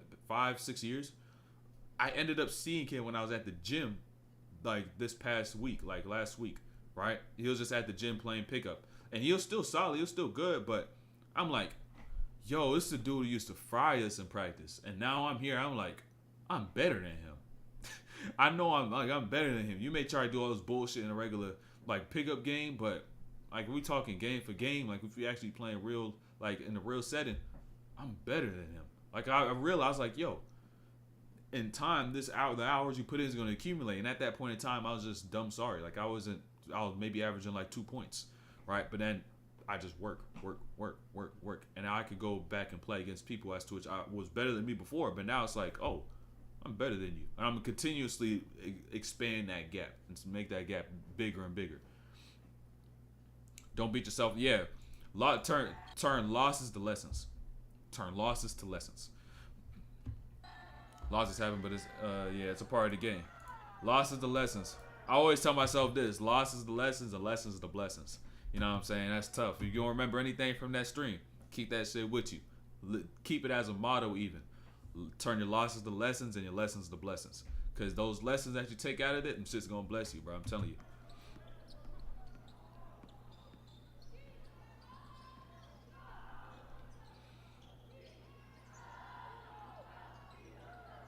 Yo, they getting cooked. Down 17. They getting cooked.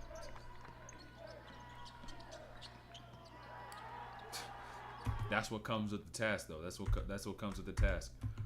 That's what comes with the task. You're going to fuck up sometimes. Even though you see him get a lot of buckets where he's going through 4 defenders, right? You're going to mess up, right? Boom, gets through that. Could have got a foul there, maybe, possibly. Now gets here, sees 1 defender, hits it behind the back, and doesn't account for the fact that the defender you just got past is now still recovering. So, boom. Pick the pocket.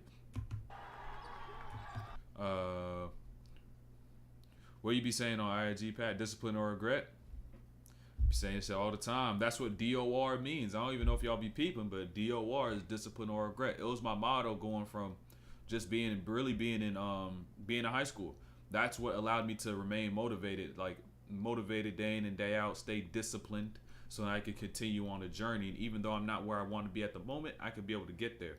And even if I'm not saying time, like I don't even think I don't think of failure. Like whatever I envision, there's no reality to where it doesn't happen, because I know I'm gonna do all I need right now to be able to get to where I want to go, right?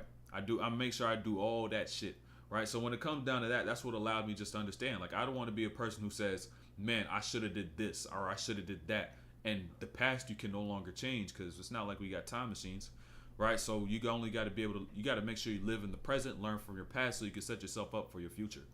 Right, so I kind of understood that. And of course, there were times where it really started where I was playing in basketball games, and I was like, I'm playing this game, I'm in the course of this game, but I know I could have did more to prepare myself. Why am I so nervous? Why do I not trust myself to shoot? I didn't have the preparation, right? So I just began to see shit like that, and like I don't want to be in that situation again. I don't want to be stepping on the court and have to be able to tell myself, you could have did more, right? I want to be able to go on the court and say, I did all I could, so now let's hoop. Right, I did all I can. Now let's go hoop. Let's see who's better. Right, and if I didn't get the best, if they got the best of me that day, I'm gonna come back again the next day and I'm gonna do more. Right, so that's where it really started. Just understanding, like, damn, I don't want to be one of those shoulda, coulda, wouldas, one of them others. I would have been this if I'd have been like, I don't want to be one of them motherfuckers, bro. Hate that shit. Great content. Glad to see you continuously put in effort, enhance your ability to improve your game. Indeed, day in and day out, man. Day in and day out. That same discipline I got from basketball, just carry this shit over to doing this.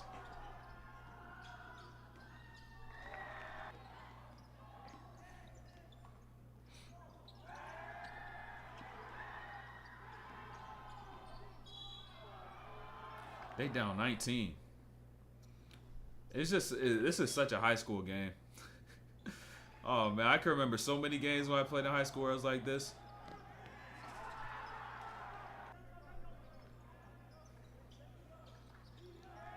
They still out of sync.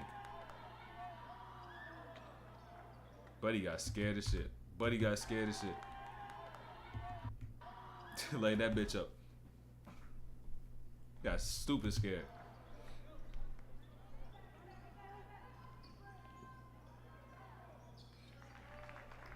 Down 17.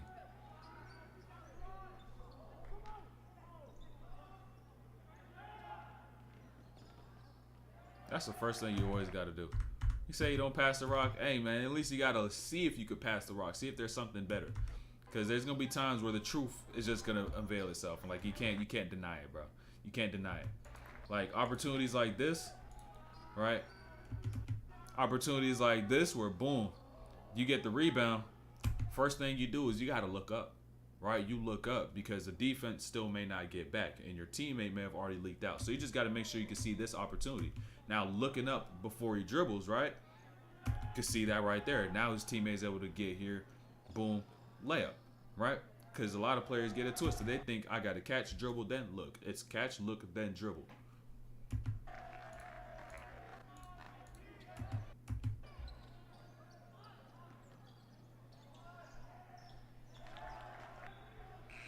I want to see how he plays. Oh, damn. Oh, shit. I see. Oh, my gosh. Buddy hit the nay-nay. Hold on. Hold on. Buddy hit the nay-nay. Damn. That's an ankle sprain. Look at this shit. Look at this. An ankle sprain. That's an ankle sprain. Oh, damn. Made a motherfucker sprain his ankle. Oh.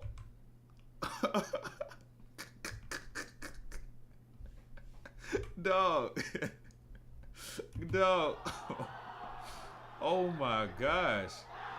Yeah, I ain't gonna lie. He went stupid with that clip on Instagram. That's the only shit he posted. Like, cause they ended up losing the game. He used to come back.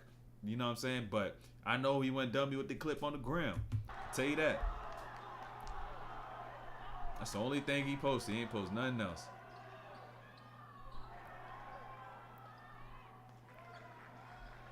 (46-32). By the way, Gil's still not in the gym. Gil's still not in the gym. He ain't in the crowd.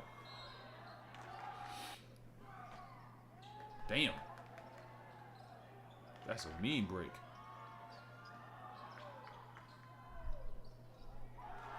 Look at the pace though. Look at the pace. Like, just really watch the pace.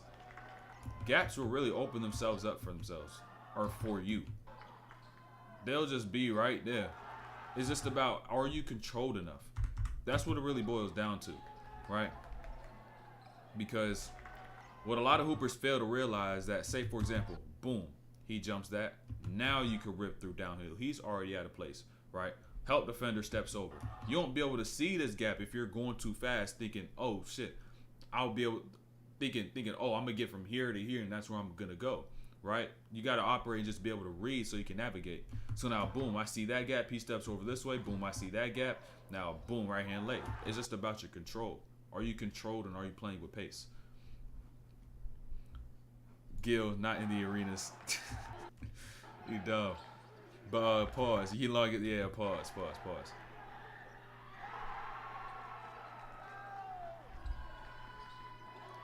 Is Gil there? Is Gil in the gym? Did Gil get in the gym yet?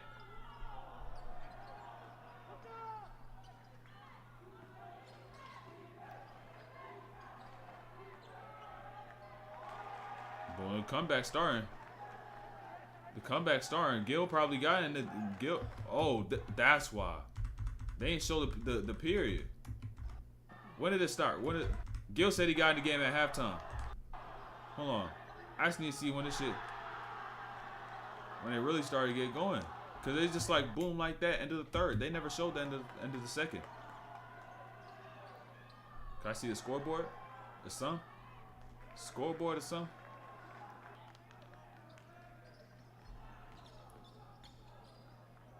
Scoreboard or something? Scoreboard or something? No scoreboard still. Oh, it's already the third. All right, boom. This is where the comeback starting. That's why I see him getting offensive rebounds and shit.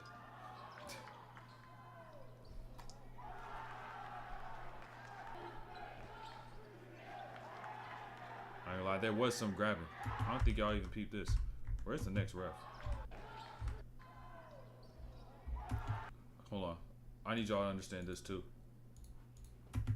Peep this. Peep. I need to slow this down. But look, watch Elijah, right?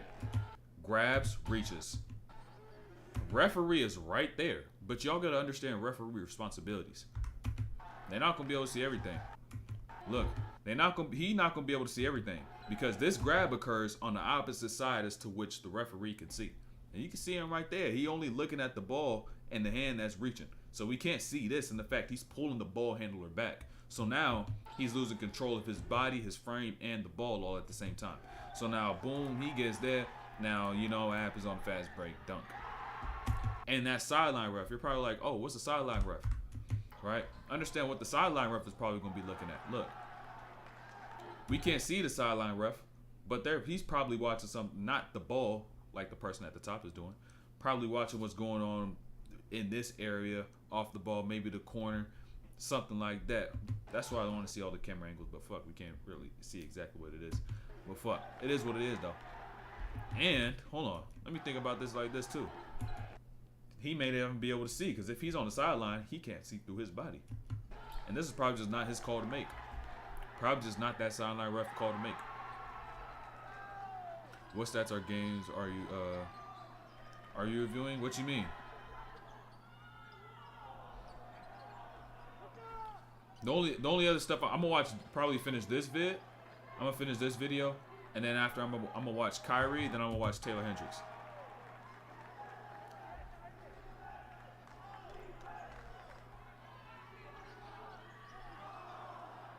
If they have full-length high school games, I'll go dummy. Oh, you should have dunked that. You should have dunked that. You should have dunked that.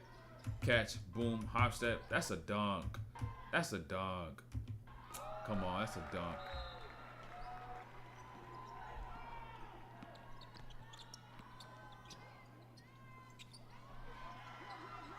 And we can't see.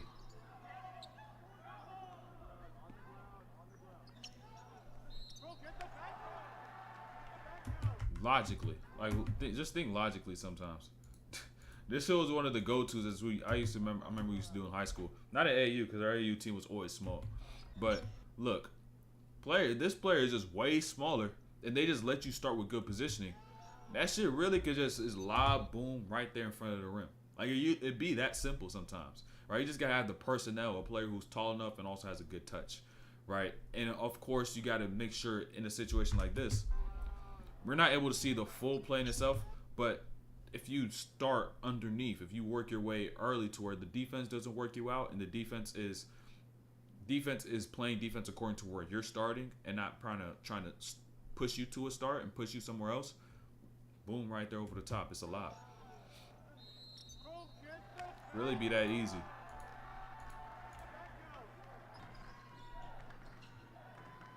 Uh, 42. They winning now?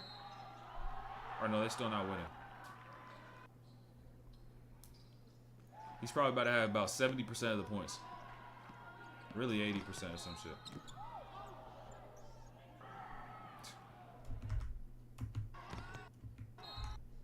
Damn. Oh, Pete. Slow it down. Slow it down for y'all. Look. Peep this cut right here. You seen that cut right there? You seen 3 leave on this cut. Boom. Now, Alijah goes. He has room to now go to his left side. And so what's going to happen now is that since that cut occurred, they're just going to need another help defender to stop Alijah, right? So what's going to happen? This defender is going to come right back out of place and try to make a last-ditch effort to stop him. So now, boom, foul right there before the charge could even happen. Spacing and timing is vital. That was a tough fall, though. Bro, them falls coming off of blocking fouls and shit. Oh, man. Huh? How? No. What? No. No. Nah, they finessed. They finessed, bro. Hold on. They finessed. I gotta slow this shit down, because refs really be stupid. They really be dumb. I gotta slow this down. Hey, peek that 2K steal. Give me them cookies, right? But look at the steps. Count the steps. 1, hop. But look. How is that a travel? High school refs just be dumb. They like high school refs literally don't know basketball, bro. It's really ridiculous. That's 2 steps. And watch 2. Peek this shit too. We know that shit clean. We know that shit clean. We know that shit clean. Gil mad as shit. Gil mad as shit.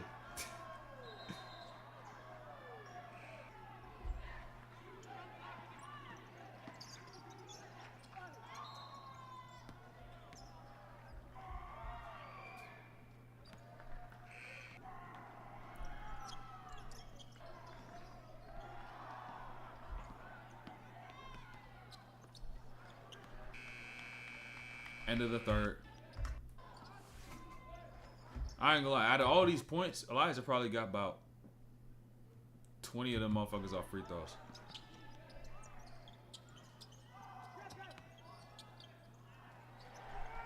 I want to see him playing a real offense, though. I'm curious how that shit look like when he actually does hit that next gear. And he's not just dribbling through defenses all day. That's a tough dime. He did that Halliburton Euro. Is it even Halliburton Euro? Can you even say Halliburton Euro? I don't be seeing Halliburton really Euroing like that. I be seeing like Luka do that shit more often because he's one of them finishers that always or oftentimes pace those steps on every gather. Him and Franz be doing that. That's a tough dime though. That pass was insane. Look though, with the left. Now me personally, left-handed passes is not that difficult because I've always like.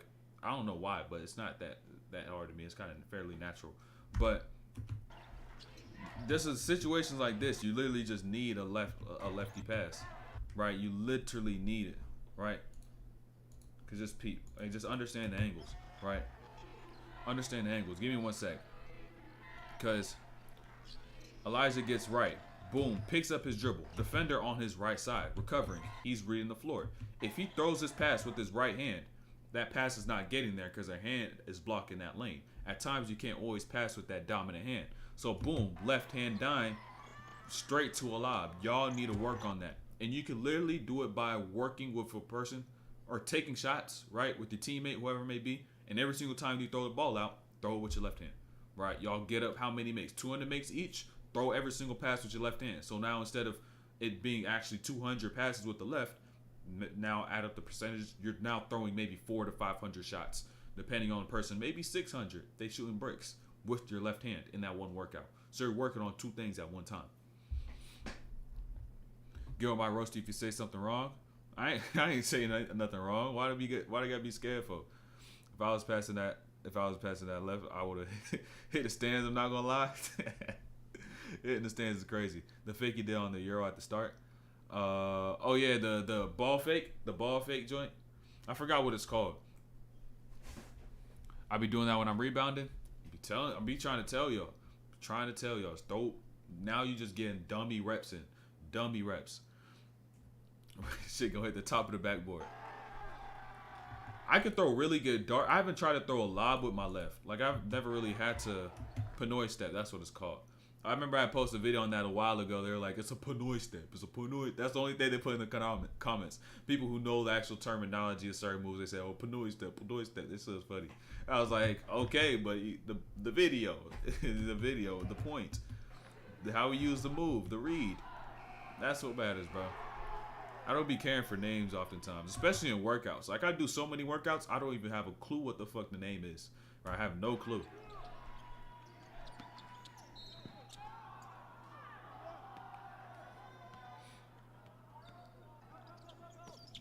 They call that shit on the floor?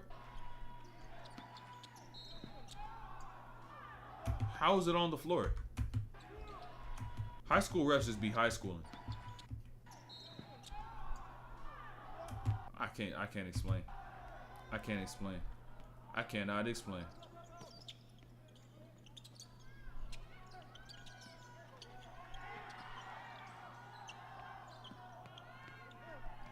There you go. That body control. Oh, that shit gonna hit somebody. Baby, they take me out the game. You stupid as shit. Whack a baby straight in the head. Right there. It's a similar thing as to what you just did. They got these refs off which, no cap. Got them motherfuckers off Macari, bitch. But look, peep though, it's a similar thing as to that Pinoy step. It may not be the exact ball fake on that first step, but same concept though, right? Dribble, eyes just show. He don't have to bring the ball up. He just show the eyes, because that's how you're able to. That signifies exactly what defenders be reading most of the time.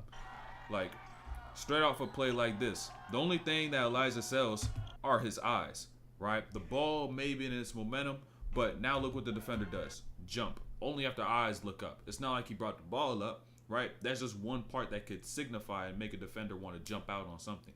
You got to learn those triggers as to which is going to make a defender jump or make a defender bite, right? And then constantly use those interchangeably or all at the same time, like on a hezzy, right? Because on a hezzy, you got to make sure you got the base, hands, eyes, all the little stuff, right? Feet are in the right place. You actually have separation to make someone want to actually bite out on it. Understanding your defender's tactics and their habits, to where are they a person where I'm gonna get into my bag and I'm gonna use my hezzy bag, or should I just use my go moves, right? Get by. Because if I use a hezzy, they're not the person who's gonna bite on it, right? So maybe boom, maybe I just use a quick separation move or quick go move, or where's my advantage? I'm bigger. Why would I even hezzy? Let me just use my size, get straight down to a lane, like. Little things like that. Understanding time and place for like when to use those triggers, when to use those cells.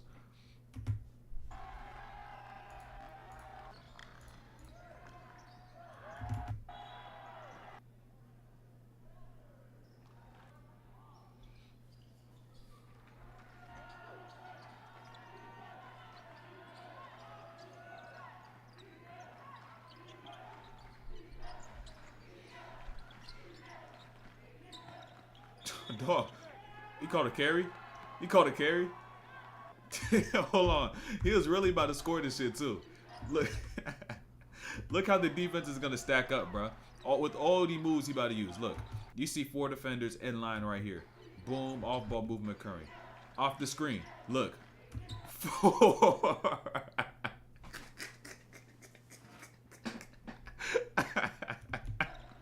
And they all move the same way. Dog, what the fuck? Dog, they really can't guard this man, bro. They really cannot guard this man. You see every single defender literally move in sync as he moves the ball over to one side of the floor. He doesn't have just 2 levels of help. He has 3. He has 3 levels of help, dog. But then, boom. He got called for a carry. He really would have ended up scoring that shit too, bro. They really can't guard him, dog. But it's crazy. Never thought that I could never have that gravity in high school. These kids are different, bro. Exactly, bro. Exactly, bro. Them kids is different. Them kids is different, dog. They different, bro. They different. Right there, bro.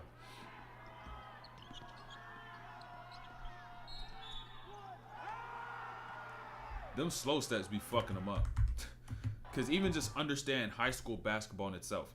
All these defenders are literally operating in sync with their testosterone at this point of their age, right? In puberty. Extremely high, hyper aggressive, right? So boom. Now you get them going, you get their motor gearing up. So now once you get downhill and you actually use pace, step, slow on the jump. They're coming down as you're going up, getting through that contact now, and you're not jumping with them. You get and ones. Manipulating pace in high school is a hack, right? Even at higher levels, it's also a hack, because that pace that as to which once you gear a player up, that's basketball habit. That's human habit of a basketball player, right? Oftentimes, good defenders are going to be able to control that and be able to delineate and be able to tell the difference between when you're just trying to bait and their instincts are going to remain calm, even when they're in recovery mode. But that's not often, though. It's not often.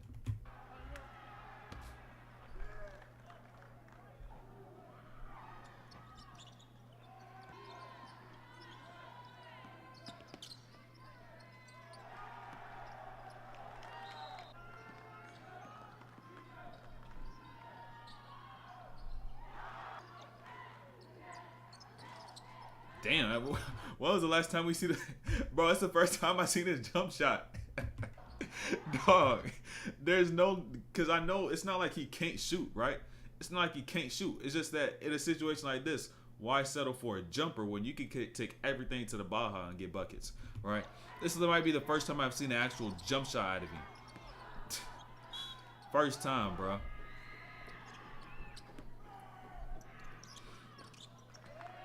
I know he's seen that pull up. He's seen that pull up in the midi, but that's different. That's a little different.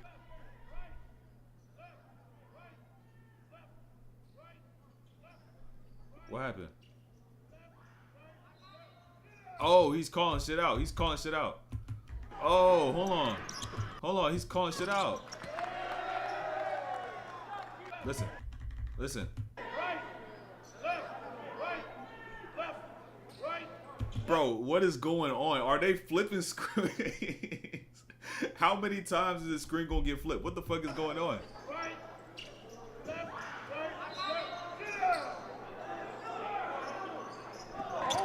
Bro. He out of pocket, bro. He out of pocket like a goddamn pistol in a robbery, bro. Out of pocket like a pistol in a robbery, dog. Oh man. With the chocolates too, on G too, with the toes out. With the toes out, bro. Gil's now become the center of attention. They said fuck the game. Right? They're making sure every time they make a shot, boom, not to the player. We going to Gil. We going to Gil.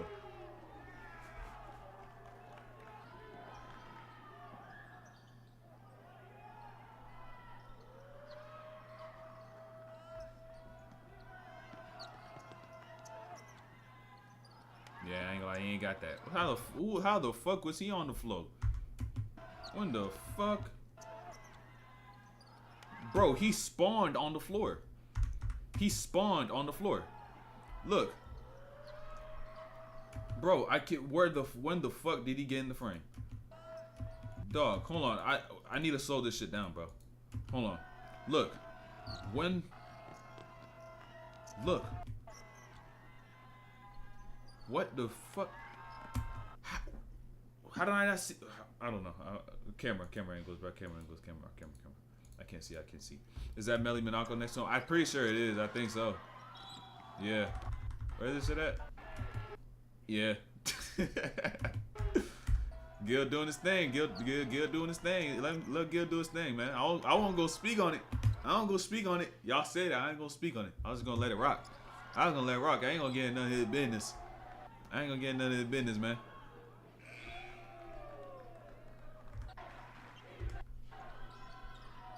This where we was at? Okay, we was about right here.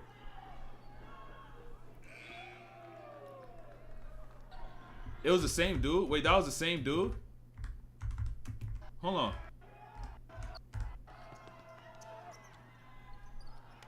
Oh, that shit tripped me out. Look. Because it was him on the layup. He fell. And I thought he was the person who took the layup. And I was like, wait, who the fuck? I was like, where the fuck? I'm tripping.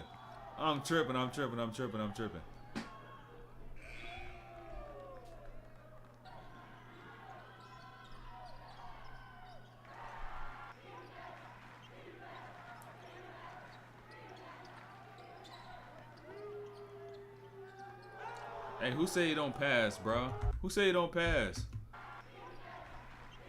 Did the defense do the same shit? Okay, I was about to say, if they did the same shit where everybody rotate all at the same time, it was ridiculous. That's a foul. But high school refs be blind. You seen that shit too? Foul like a motherfucker.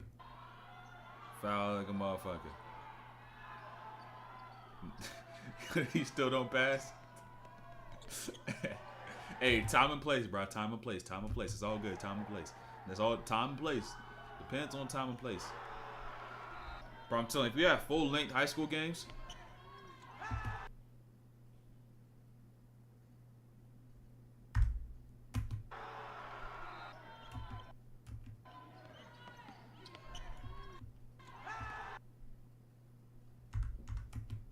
that's tough. He fake a handoff? That's tough.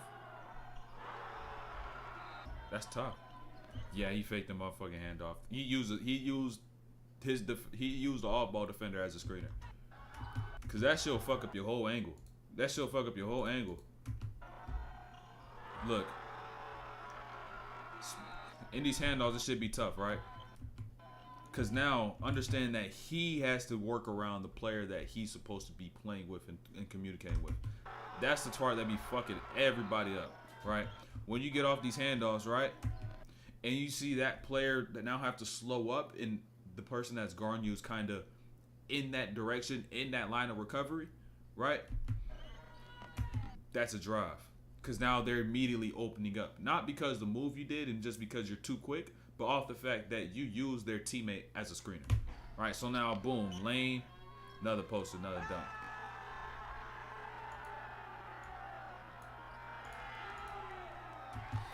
No glaze after less. Yeah, it is tough.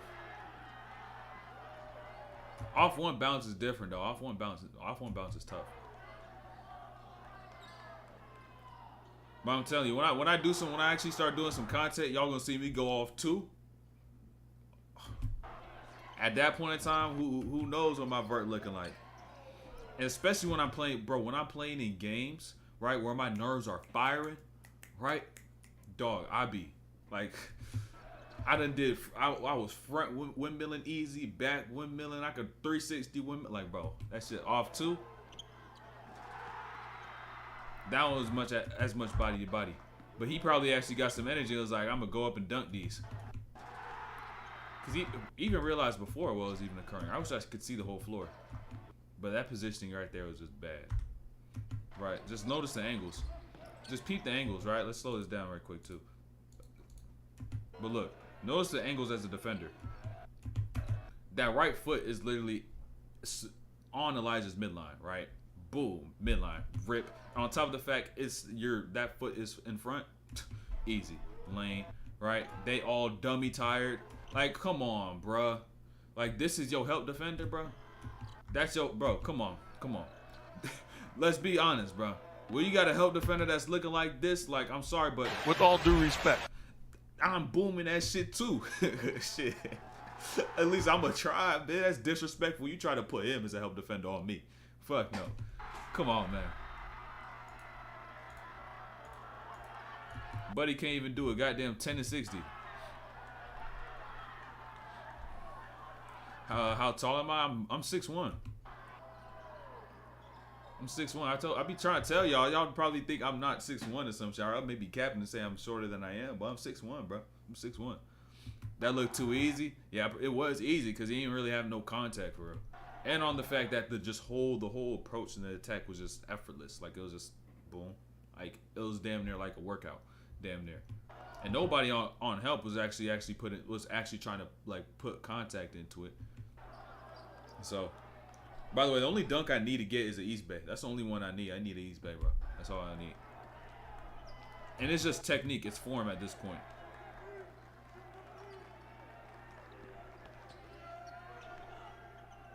Yeah. Hey, who said he don't pass? He said you dunk every game. Not every. I barely even dunk in game. Just more so for finishing and speed, as to which I'm able to get it. Like, I'd have to really like kind of set situations up to get those opportunities. But most of the time, like when I play, like help be overloaded and shit like that. But if I play the actual time where there's actual players who bring gravity and shit like that, I'll probably be able to get some shit in. Or I'll actually be able to get some shit in because help defenders are further out. Now they're stepping over late, and now nobody camped in the lane. Like, it'll get ugly. You stupid, bro. 6'1" like Garland, I look like him too. I don't, bro. Y'all really think I look like Darius Garland, bro?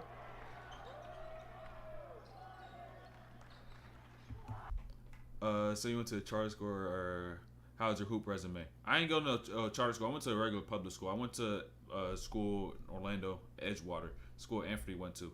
But it's not like in high school I was like some extravagant player, anything like that. I ain't gonna come here and be like, yeah, I was the best. I was killing. I average 20. Nah, I maybe even averaged like 10 when I was in high school. But that was all straight off of just catch and shoot stuff, where I was playing off a spot up, maybe a couple of actions, right? But I didn't really get any actions run. But like a whole bunch of like in terms of like with the way the shit was structured, it was just.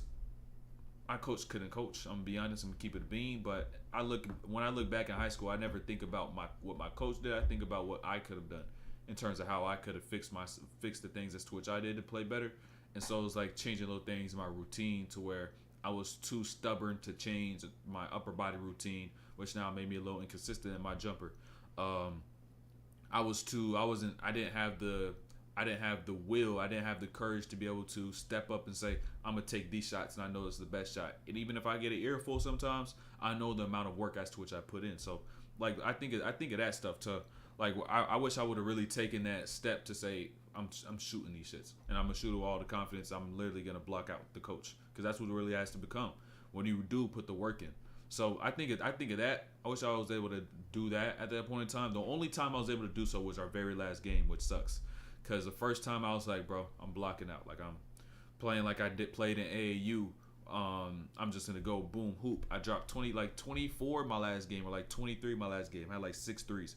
But that was the first time I was able to block it out, and the last time because it was our last game. It was the playoffs. So that's the shit that sucked about it. And that was the last game as to which I played entirely.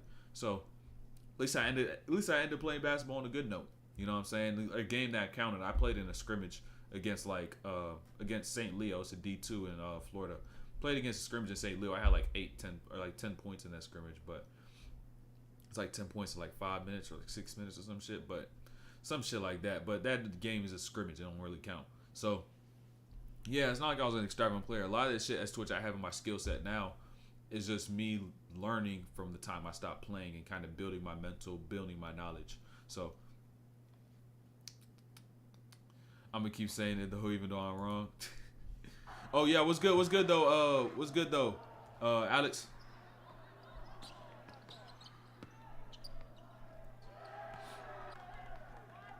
Yeah, it's not glazing though. It's not glazing. It's just this generation has made it sound like 10 times worse. It's not really that. Like he's just like, damn, he got dumb bounce. Oh, so you play college ball then? Congrats, you working towards G League or? Nah, I'm not trying to play pro or nothing like that. I'm trying to actually kind of do what I do now. Kind of coach, teach, learn, go about the journey, go about the process like this. Y'all gonna see why I know so much in time. Y'all gonna see. I could make a debut this weekend, but it ain't the time yet. Ain't the time yet. You know what I'm saying? Ain't the time yet. Just know that ain't the time yet. Ever played against any NBA players? I played against future NBA players, but I played against a lot of pros, like overseas pros, college, like D1 college players and stuff like that.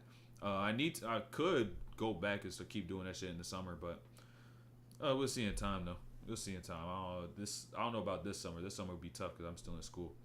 I'm still in school. It'll be tough. But you know we got peep now, right? You know we got peep now, right? You know we got peep now, right? You know we got peep right now, right?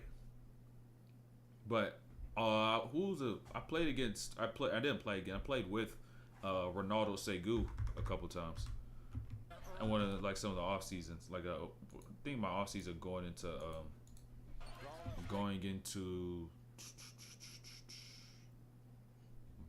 college. Going into college. My year I was gonna go to college. Actually, I may need to slow this down one, and I may need to mute this too. So I'm gonna have to get some stuff open right quick too, cause this NBA stuff they be blocking the stream out.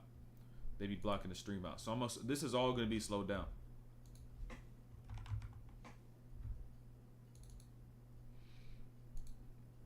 This is all gonna be half speed.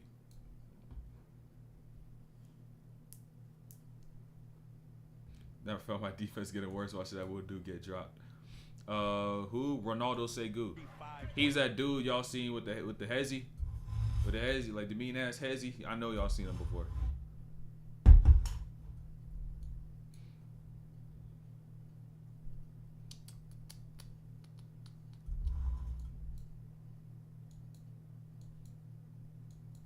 Let me boom. That's just still not loud. Okay, boom. All right, let's go right there. Let's try to find the range. Let's go to binaural beat. You know what I'm saying? I ain't gonna lie. I've been using binaural beats before I go to sleep, and my sleep quality be really good. You know, that's all I gotta say. My sleep quality be high, be very high. We gonna do 30 minutes of Kyrie, then probably about the last 30 for Taylor Hendricks. I told him I'll do like 6 p.m., but low key is getting a little late. But fuck it, he gonna peep. He's been hooping too. Where is he at? Isn't he in at Buffalo or some shit like that? The last time I remember. I don't really be keeping tabs crazy. I played with him like a couple times. Like it was like maybe like twice in pickup. It was like the trains I usually go to because they have pros and shit who come in and stuff. So it was just like off-season runs type shit. Boom. We play on the same team too, but I was knocking them motherfuckers down. I can tell you that. I probably had like them games. He probably dotted me like 4 or 5 times. He probably dotted me about 4 or 5 times. And I was like, everyone else was probably playing at higher levels as I did. So like the people who typically in the gym knew I could shoot. But in terms of that game in itself, it's not like, oh, we got to make sure we locked in. Like, so I was getting some fairly decent looks, and they're over helping on some other people. So I was like, yo, dot, bop, bop. That shit was, it was, you know what I'm saying? It was work.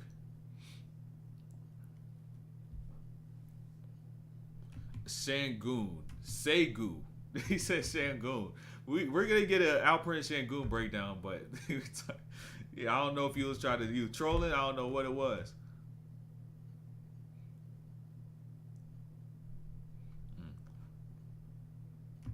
Let me custom this speed a little bit too. I don't want half. Let's go right there. I like this one.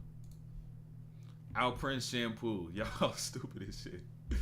I'll log off for that great stream. All right, I'll catch you though. I'll catch you. Next time we're gonna be live is on Wednesday because Monday is Christmas, so I'm gonna be busy and shit. So we're gonna be live again on Monday. Probably peeping one of the Christmas games, and then maybe even more. I don't know. We'll see. But stay tuned for Wednesday. Stay tuned for Wednesday. And now we're just gonna start here. We're just gonna cook. We're gonna figure shit out. Thank you for streaming. Ain't no problem. We ain't done. We got a cool about 45 minutes or so left. We're gonna peep some Kyrie. But oh, you sliding out. I'll catch you though, Z. I'll catch you. But look, something I just noticed on this. Yeah, Kion, yeah. I already got some shit on my watch later. For Kion. But look, something I just noticed now, right? Notice the range Kyrie catches, right? Now this is 4 or 5 feet behind the line. But the key, if you want to be able to shoot this off the triple threat, is the rhythm you're going to bring in so then you could actually get the ball to the rim. So notice what he's going to do with his body, right? That step there, but most important on the step in. Boom, that little dip that he had while he was loaded, right? That little dip. Because even though he took that little dip, it gave him momentum one, and he took that dip in his base, which still kept it quick enough so that he could get it off over a player who's bigger is going to contest. Right, so boom, just this little dip, boom, just a tiny little, just a little circular dip just to get him up into that shot, give him rhythm. So now, boom, he gets out over the top, bucket. This quality is boo-boo, but fuck it, we gonna rock with what we got. These shots is just reps. A lot of these triple threat shots. I keep saying, I don't know if I said shots or shots. I don't know what the fuck I'm saying. But look. A lot of these come down to just reps to the point where even if a defender is here, they got a hand, I trust my muscle memory, right? I trust my muscle memory to be able to get this shot up and over the top, right? So even if the hand is there, complete disregard for that hand, I'm reverting back to what I taught myself in my workouts. Best version of Kyrie. It's tough to tell. Because I feel as though the Kyrie in like 2016, of course, with Bron and everything, is magnified because the level of as to which they're competing at, being with Bron and that really being his probably his best match of a teammate, right? And so him being there and them constantly reaching like the finals, so now everything you're seeing is like, yo, he's tough, he's doing this. He could still do that till this day, it's just about the opportunity. Right, so if you've seen him on that stage, he's going to perform. It's just that he hasn't really gotten to that stage. So it's going to be like, oh, he's not as good. But in reality, now should be the best Kyrie. The Kyrie now of today would work the Kyrie of 6 years ago. Because its life is a constant progression, and so has his game been. Like, he's just getting more efficient. He's not relying on too many, like, sharp cuts. Like, he's a little more efficient by the year. And so things may have not been in his favor in terms of circumstances, but in terms of skill, like I can guarantee you, if Kyrie played the Kyrie now, played the Kyrie of 2016 or 17, he's frying him, cooking him.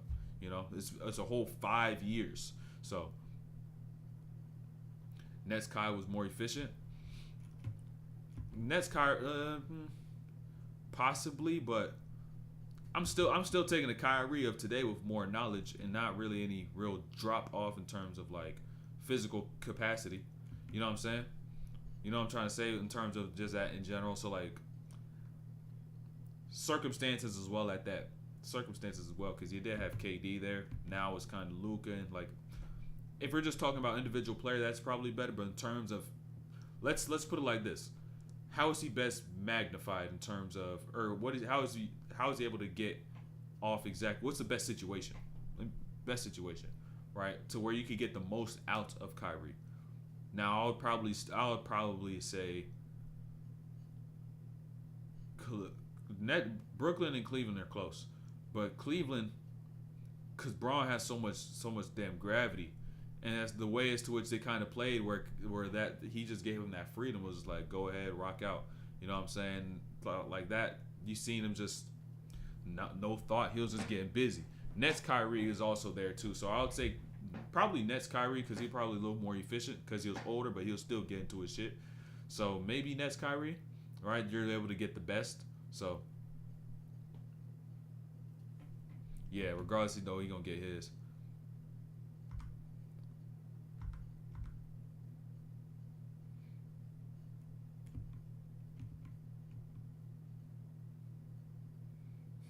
These movements be so direct.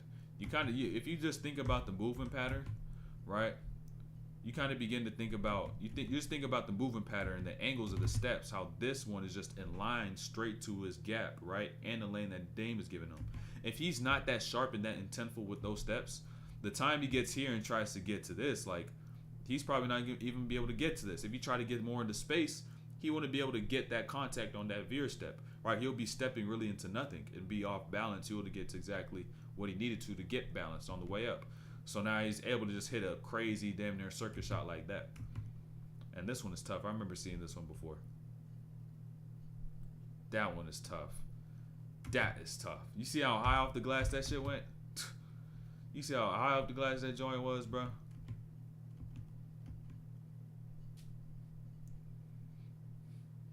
Dog. I'm pretty sure I've seen this. I may skip a few more minutes into the video because I seen like, dog, that shit hit the top. It hit the white. It hit the white. I be having some reverses that kind of get in this area. I'm like, yo, that's tough. But he hit the white. Dog, that's crazy. That's crazy. That's crazy tough. I'm gonna skip a couple minutes in, maybe to about 5 minutes. Let me skip out right here. Let's see what we got.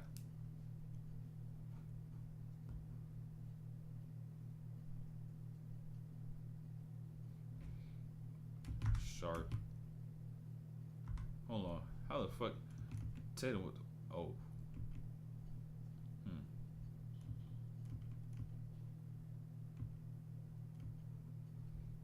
Tatum gave him that whole lane. I'm trying to understand all these other stuff, but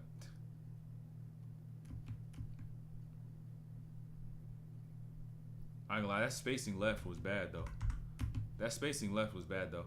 So like sometimes like there's already, I want y'all to even understand this, like how I'm thinking of this. Kyrie already going into this game, and players going into games already have an understanding of where I would want to go and the players I want to avoid, right? And so in a situation like this, Marcus Smart's probably one of those players he would want to avoid. And even if he does end up getting left, it's probably going to have to be in a step back for some sort of separation because the way Claxton is just spaced out, right? Like where's Claxton? Where would Claxton go if he goes left? Right, so like it's gonna have to be some sort of jump shot, right?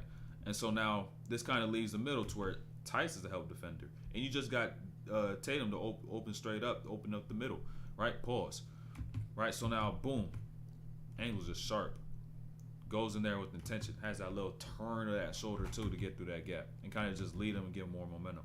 So boom, digs that through over the top, lay, easy. Yeah, it was good. It was good. Even though it was a sweep, another series, it's not like the Lakers-Nuggets series, it was close, a sweep. You could say those games were close, but like watching those games, it was like, I know the Lakers ain't going to win. Even in the Brooklyn series, it was like, damn, they really going to lose? Like those are like two different styles of sweeps, and even though they're a good series, like both of them. I was like, Lakers, I was like, bro, they ain't going to get this shit. You know, They just don't be having enough sometimes. But like the Nets was like, damn, they about to lose again. Nah, they got this next one. Wait, again? Wait, like that. It was more like that. Bro, I forgot D'Anthony Melton was on the Grizzlies. Yo, I forgot. I forgot he was on the Grizzlies. I remember he got moved. I was like, wait, you fuck with this game. That was a quick lay though. That was a quick ass lay because Jaren Jackson, gee. Hey, you realize how like split second of a game this is? So like to the point where Kyrie gets right? And like why would he really go left? Like in reality, right? In a situation like this. Like if you really think about it, D'Anthony Melton, he's guarding as he should right now in this point in time because everything is stacked up to his right, Kyrie's left. Right, so now, boom, jab occurs. Now he gets him to flip that base to where Kyrie already has his defender opened up to where he could get right? And so at this point in time, Kyrie just set that up. D'Anthony Melton should have stayed disciplined, not bitten on that. Continue to lead him that other way. Take away that right. But now he's got him exactly where he wants to. Going away from the help with a defender who's already opened up. Now I get that lay quick off that with that right hand because Jaren Jackson. Shot. Oh. All these off the dribble. Oh, I just realized the point as to which he was done. Hey, anytime on a dribble pull-up, don't matter, right? Just understand the defensive players, their frame, their positioning, right? To where Kyrie gets here, Middleton's still trying to slide. Boom, he's still trying to slide, but now he's just out the play. So he has to turn his whole body open all the way up, right? Get into that sprint. And at this point in time, he had to turn that whole shoulder to get into that sprint. So now, good luck trying to jump and contest. Just good luck. You know what I'm saying? Good luck. You ain't going to get shit, really. Again with Tatum in the triple threat.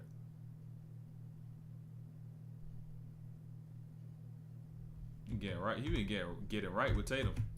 Double entendre.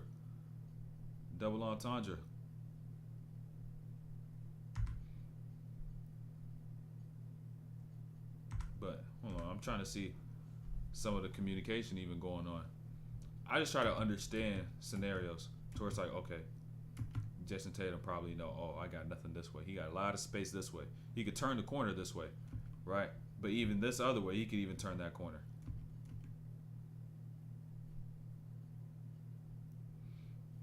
But even that angle off that first move, then to get to that next one. Just keep it just to keep it as simple as possible, not to try to put too much on a move and the understanding of the move in itself, right? So there's this gap right here, right? And a rip through right would probably lead to a wider drive, right? And a wider drive that could now lead to Jaylen Brown helping, but will it really help with KD there? I don't know. But Kyrie ends up getting left. And now his way back right is even better, right? To the point Kyrie can now get to that dominant side, find that angle, and get to his leg because he opened up that right more by literally leading himself left prior to. And so I don't even think about the rotations on this side as well. All right, so probably been a boom kick to KD, probably close hard there, leave Dinwiddie open. So now Dinwiddie shooting that, and not say Dinwiddie can't shoot that, but let's see if I can get the best look possible. You know what I'm saying? Not do exactly what the defense wants. But as a player in that situation, like say being Dinwiddie, it's like, I'm going to knock this shit down. So it's just perspective though.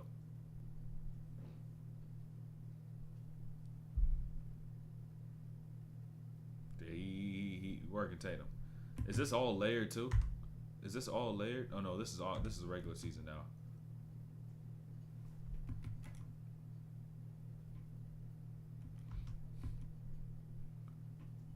That left side was sensitive. That left side is sensitive. Cause peep though, right? Peep. Look, Claxton leaves, right? He slips out. Now Williams leaves as well. So Tatum now understanding there's no more screen. Now he's thinking, okay, or he's feeling more so, oh, that right side for Kyrie, the left side to me, he may want to go that way because he has more space going there because that screener has left, right? So boom, Step out occurs, bite. Now it's like, oh shit, he even forgot about that help defender he has to his right that he can force Kyrie to. So now, boom, that opens up that entire middle. Then Kyrie just gets to his lays. I really need to get my finishing to like a really high level. Like that's gonna be the key for my game in its entirety. Like if I'm able to get that touch around the rim, whether I'm like off the move, off of 1, 2, don't matter, like floats, I need that. Because the bounce will get useless, right? It'll not get useless, but it won't be maximized unless I'm able to also use bounce to finish with lays. So I need them. That's probably gonna be my point of emphasis tomorrow in my workout. That one he low-key traveled. He hitting them with the same moves though. He kind of hitting them with the same moves. Cause even just understand. Hold on, let me. This one. How did he go on this? Okay, this was just alright. Boom, right.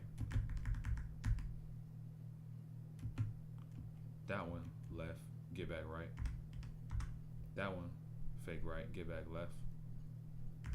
And this is all not the same game. That one's a boom, fake right, get back left. There's certain positions, and there's got to be some sort of like actual a list, not a list, but points as to which Kyrie understands how I need to attack certain players, right? It's not no coincidence that he's attacking Jason Tatum the same way each and every single time. There's no coincidence. So understand he hasn't went for not one jump shot. He hasn't went for not one jumper.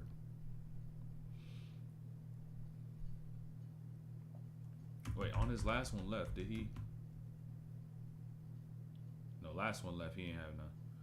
I use that jab cross a lot. A lot of people be traveling on that shit though. Hopefully you're not traveling on it like Kyrie did right here too. Pretty sure he traveled. Yeah, he might have traveled. I'm pretty sure he did, but not 1,000% sure.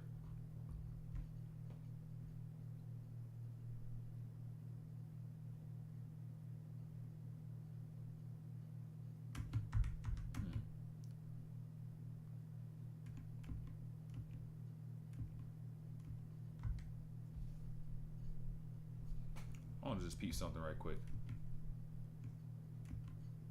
Strus. Now, boom, Strus. Okay, I could get into a jumper. I really want to just have a conversation with someone like Kyrie and understand. All right, what's the approach to a defender, right? Not just, oh, I'm peeping the feet. I'm understanding where the feet are going. But in terms of what spots am I going to get to?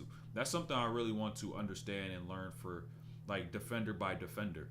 Like, that's something I was doing by myself and kind of seeing, all right, how does this player play defense? And what would I have on this player in terms of their anticipation, their instincts, and all them little things, right? Understanding that.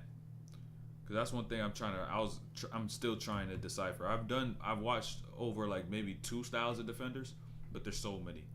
There's so many different things as to what you can read, you know? And a lot of it, even, like, you can't really put too much thought into it. It's more so just acting off instinct. Like, say, a cross, like a rip-through cross like that, like, you kind of even see them anticipated in that antsiness and that being so hyper-reactive, even to start. Because you even see on the plant, boom, he's continuously moving, dropping back, right? That just all showing one thing, right? That's all showing one thing. So peep.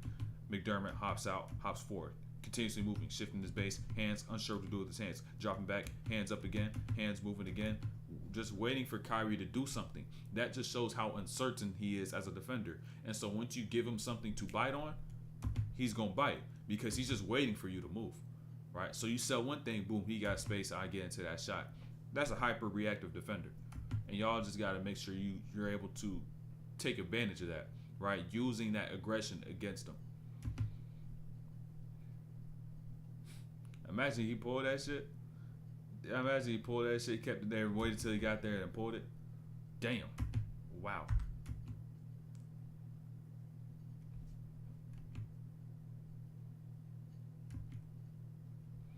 The thing about this too is I think what a lot of players forget too when they learn moves and they add moves is that you got to make sure the move is disguised with the counter, right? So the original to this is just a rip through, right? But say on your rip throughs you have bad hand placement, bad hand positioning, right? So now once you try to do a rip through and try to make a read at the point in time as to which you're just seeing your defender go in their movement, you won't be able to quite do that move properly. You may end up traveling or some shit along those lines, right? Which is why you got to make sure each move that you do starts from that base layer, then you add the next layer, then you add the next one, and make sure the layers from that previous layer is maintained so it could all be disguised in one. So that's even something players could forget. What's the best way to guard an elite jab like Kyrie's, or should you just pray? I mean, not necessarily just guard the elite jab, like, oh, do I need to have the best instincts and be able to guess right every single time. I would say it's more so about being able to your discipline as a defender. All right, I'll catch you though, Alex. But I'll say it's your discipline as a defender to lead the player to where you want to be and try to take away whatever it is that you want to take away. So like, if you just want to sit there and just guard a jab, good luck. You're probably gonna get cooked, right? Because it's just so quick. Like it's extremely tough to guard. But if you have a game plan going in mind, right? If you have a game plan going into that as a defender, it's gonna be a little easier in terms of, oh, I'm gonna try to just limit this and like kind of condense it. He said read body language. The body language is so tough to do because a good player will disguise their moves, like I just said. Right, to where even if you think it may be a jab or a rip through, it's all in the same movement. It's low, the shoulders, everything. Now, boom, it's like, which one is it? Like you're playing a guessing game at that point. And at that point, it's like I said, it's good luck. You know what I'm saying? You at that point, you may as well pray. If you're just sitting here trying to decipher whether a player is going to go to their first layer, second, or maybe even a third at sometimes, like good luck at that point. So I would say, like, what are you trying to do with that defender? Like, where are you trying to send them? Where are you trying to take away? You know what I'm saying? Try to stay true to that, you know? That's tough.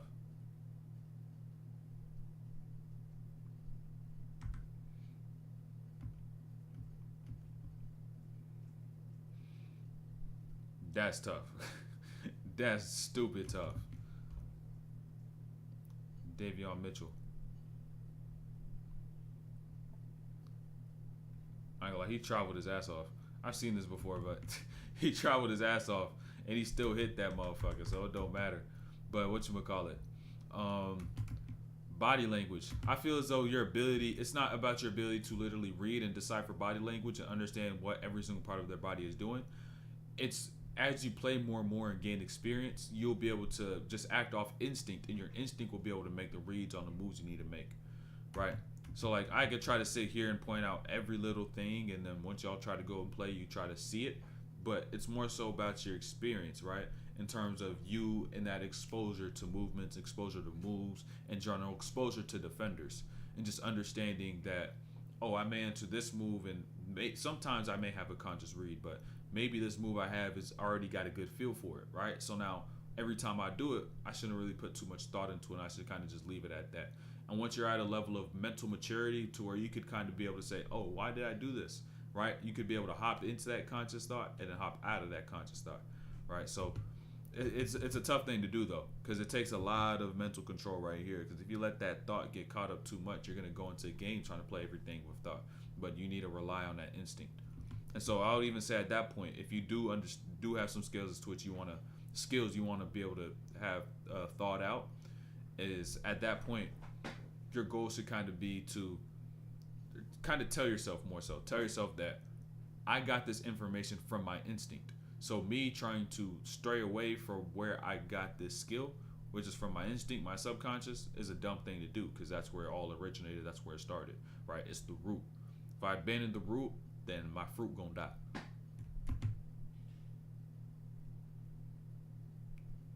But yeah, that was stupid tough. So like you seen all the little things Davion Mitchell was doing right there, which kind of just led to some of those reads.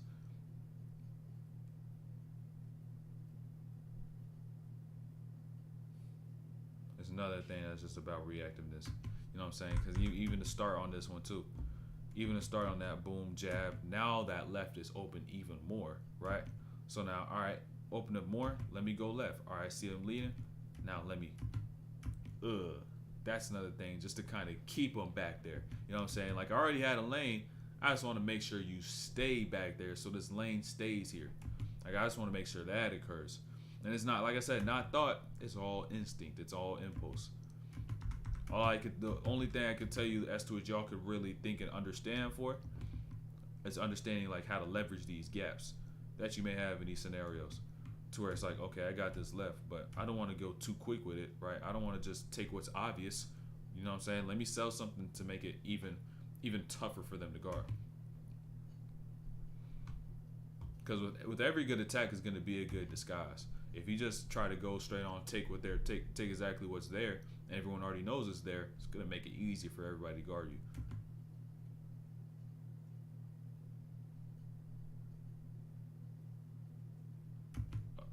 Goofy, that's tough. Now this is off the dribble work. This is not even necessarily triple threat. This is now to get into that ISO bag. Get into the ISO bag. So a lot of that shit right there, impulse.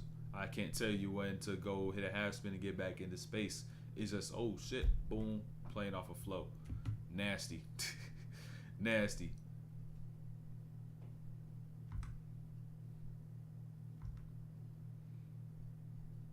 And he be using jabs at the right times, like especially like on a play like this. You see Clay closing up, now I hit that jab because he's not set. He's not fully like there and like ingrained himself in that moment, in that point in time, right? He hasn't fully just boom, I'm set as a defender, right? To where I won't bite on jabs. So right after he steps up, he not really set, boom, keep you on your heels.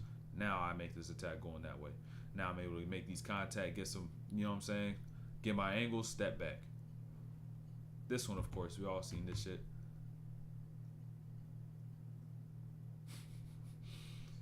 That shit's ridiculous. That move alone just shows you how free flowing his brain is. That move alone.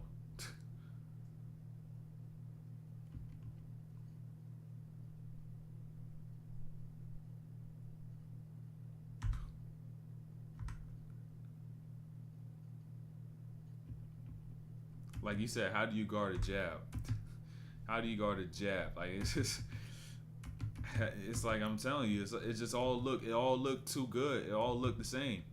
That's what makes a good jab. You know what I'm saying? So like I'm probably about to slide off this for now. I'll probably revisit this super soon, but like if you could take anything away from this, understand the jab literally has to sell the drive, right? That's the key to when it comes down to any jab. So like that's why Emmanuel quickly is here. Kyrie gets low, how low he is, the body angles, the positioning that he's in, sells his drive. You could watch a player like Jason Tatum. All right, how do his jabs look like? And how does that orient to his style of drives? Right? You could watch Carmelo. How do his jabs look like? And how does that orient to his style of drives? It's all personalized to where it's not like everyone has the same exact jab they continuously use, because you don't see Kyrie, or you see Kyrie's jab that he's using right here, this low one, right? But you don't see Carmelo use this jab, right? You see Carmelo use that quick jab, right? Because that's oriented to how he attacks, how he plays, right? You see Jason Tatum have one that's a little more vertical, but have a solid base. Boom, can hit you with a jab. It's all disguised, though. You know what I'm saying? It's all disguised and personalized. Kyrie, boom, getting low. It's not like Kyrie really going to be one of those players to try to hit you with an insanely quick jab or anything like that. But he's going to be a player who plays angles, right? Him having a body at this low angle, you're going to be scared he's going to be able to get there. So that jab is personalized to where when defenders guard him, it's like, oh, it's tough to guard him. And there's another jab I usually see him do, which is like that low and then like super low jab right after that. So the key, though, ultimately, though, this might be the last play, and then we're going to go to Taylor Hendricks.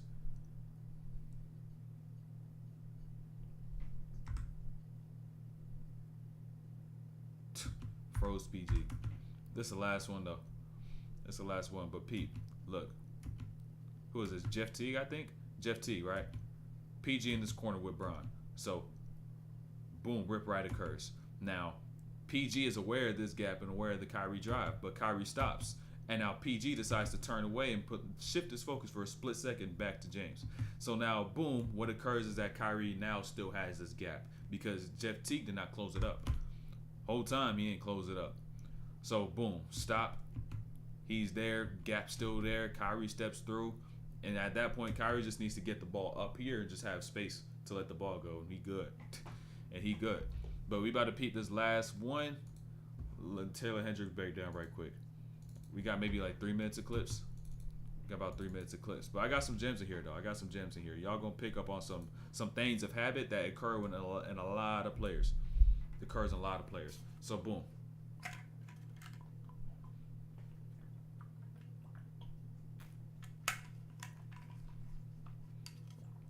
So, first things first. Who's this? Taylor Hendricks, rookie for the Utah Jazz. He went to UCF. He went to UCF, 9th pick, 4, athletic, got a shot. Could have a promising future. Depends on the work, depends on the discipline, depends on the consistency. And he be watching my videos. So every now and then I'll throw in the Taylor Hendricks breakdown just so some of the shit that I see he could peep. So y'all just stay tuned for some of the stuff. Stay in tune, you know. So I'm just gonna, in general though, just take this as a basketball breakdown.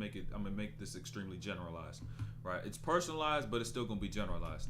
So some of the stuff I'm gonna show is gonna be important. So look, and I low-key still want to do a Detroit Pistons breakdown. Yeah, shout out Taylor. He DOR. Shout out Taylor. But look, let's get started though. So John Collins with Cade Cunningham down low, right? Chris Dunn trying to navigate and direct the floor so he can get the ball here to this mismatch, right? They like this. Cade don't really be playing defense, all right?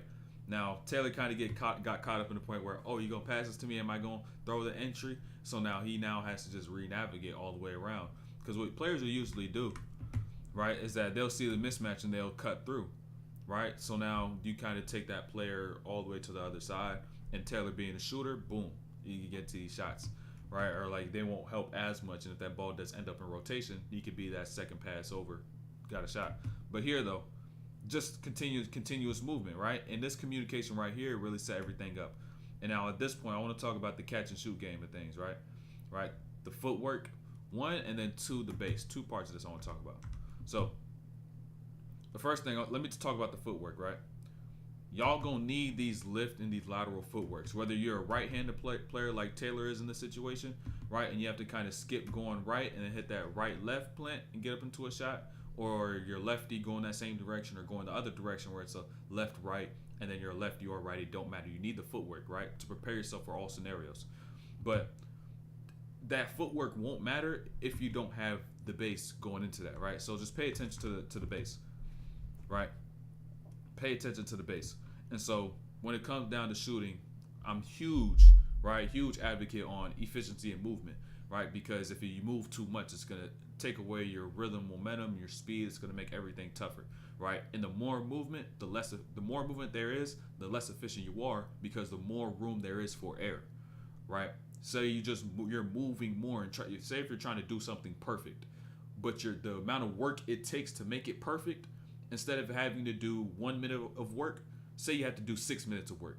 That just increases the possibility of you not being able to do something perfectly or to the best of your ability, because there's just more room for error, right? So now just in a jump shot, right? Notice how he started vertical on this. Then he gets that dip on the catch. If you allow that lift to remain low with a good base, right, with the hinged hips, then you'll be able to get yourself to the point where you're only going up once you get those feet planted, right? And that less movement you use is going to make you more efficient, right? Because also, y'all also realize as you shoot these shots, right, make sure you also get reps on this, especially a person like Taylor, right? If you're watching this, you're going to get a lot of slips, right? Lifts going right, going left. So just pattern down those same footworks. The lifts going right, the lifts going left. Also the cross steps going right, right? The left-right going to that right, or right-left going to that left, right? And so just understand the base.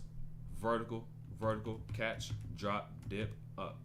That little inefficiency in movement is going to take a little longer for that get up to occur. So That's the first thing. And now you may be like, oh, it may be one shot. Watch this continue, though. Watch this continue. They got another one. So, and also, if you think you're like, all right, is this really true? Watch all good shooters. Watch Clay's shots. Watch Steph's shots. Bro, I don't watch so many. There's like a 3 hour or like 2 hour joint of all Steph Curry's threes made in a season, bro. I probably watched that shit like 2 times. I was at a point in high school where I was just like, bro, I need to learn all this catch and shoot shit. I watched Steph, I watched Clay, I watched Reggie, I watched Rip, I watched Ray. Like I watch all those players because even though like I may not be Rip Hamilton, but Steph and Clay learn from like the Rip Hamiltons, and even like Reggie Miller, like they learn from those guys and shit. So like you begin looking at it like that, you gotta understand the root. Once you could get the root, now you can get the fruit, right? And you can also grow your own fruit once you get the root. So boom. But right here though, it's a good defense though, right? This is for y'all who may struggle guarding shooters, right? This is for y'all who may struggle guarding shooters. Watch Taylor, right? Bogdanovich is a shooter. Instead of being with his back to the rim, protecting the rim, his back is flattened out to that baseline, right? To where once these double screens occur, he can now go hop out and shadow. And notice the body angles on this now though, right? Boom, turns that shoulder. He got thin over that first one. Now once again, second screen, turns, dips, gets low, gets thin again. Now he's able to now recover right back to Bogdanovich. Barely even got touched by a screen, right? So now defensively, he's already in position. It's not like he had to jump out on a pump fake or anything like that. He's right there. He's in, right? So boom, he makes his move. Got a little bit of separation, but 6'9" with a positive wingspan. Good defense right there. Got a hand right back up. The only thing I'll say about this maybe is at this point in time, maybe try to go and contest that with that left.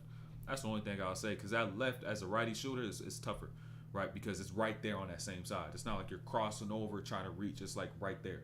So instead of me trying to from this side, it's like boom right there. That lefty contest is always going to be better. So, but you also got to make sure on the jump though, that it goes more so to the outside of their frame. That's where people get messed up. Is that jump? They may try to jump straight on with the body, but you got to kind of stay on that outside, because that shot pocket usually gonna be about more towards his right. You just want to disturb that shot, that release point. You want to disturb the release point. That's the key to being actually contesting the shot.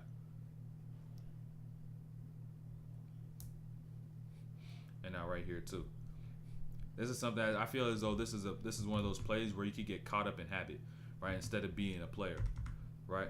So time and place, right? Not crazy amount of time left on the shot clock. You got 16, so you got a little bit of time, right? But at this point in time, boom, slip occurs, but that middle was wide open, right? That middle is wide open.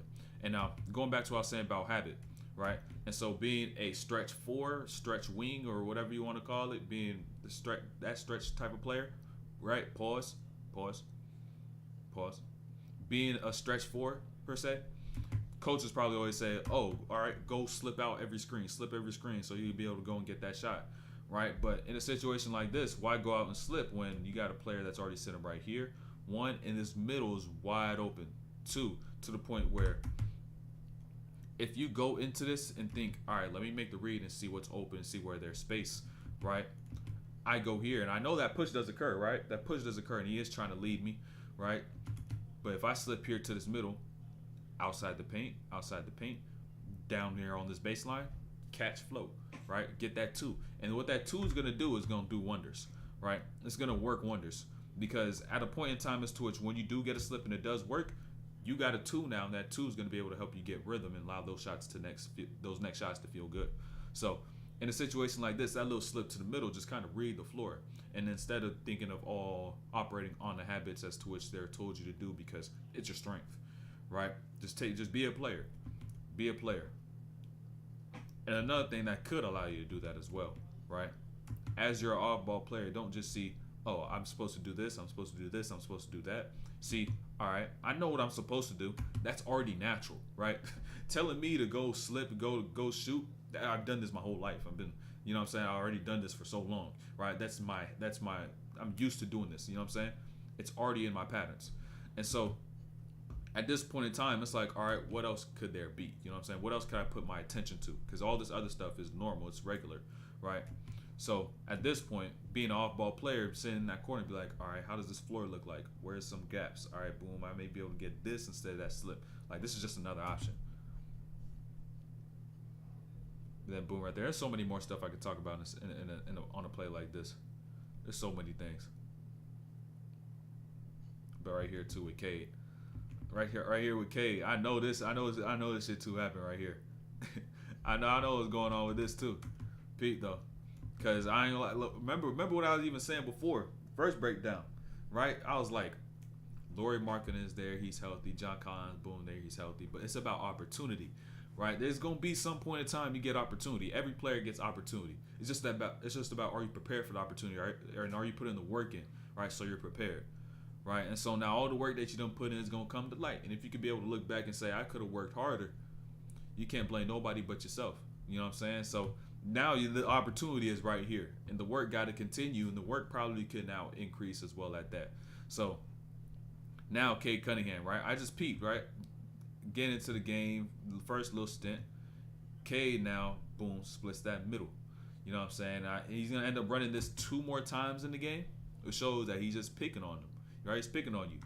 So, I don't know what it could be. Maybe something like this could trigger a player, trigger yourself, even to want to just step up and just guard and say, fuck that. Nah, I got this. You know what I'm saying? Not want to play so scared at times. And it does progress a little better as plays do go along. But with Taylor at this athleticism, this size, right? I would love to see him switch these screens up, right? Because this is where the real gems come in. Because Pete, right? Understand this. Bogdanovic. You know Bogdanovic is not going to want to slip and roll to the rim, right? 1, because he's a shooter. He's going to want to get this flare. And 2, I don't know if I just said 2 or fuck. But 2, right? You got Walker Kessler down to where if he does see a slip, Bagley's not a shooter. He's going to come down and beat that shit, right? So instead of playing this originally where you know he's going to want to set this and slip and starting on this inside shoulder, start on that outside, get up high, right?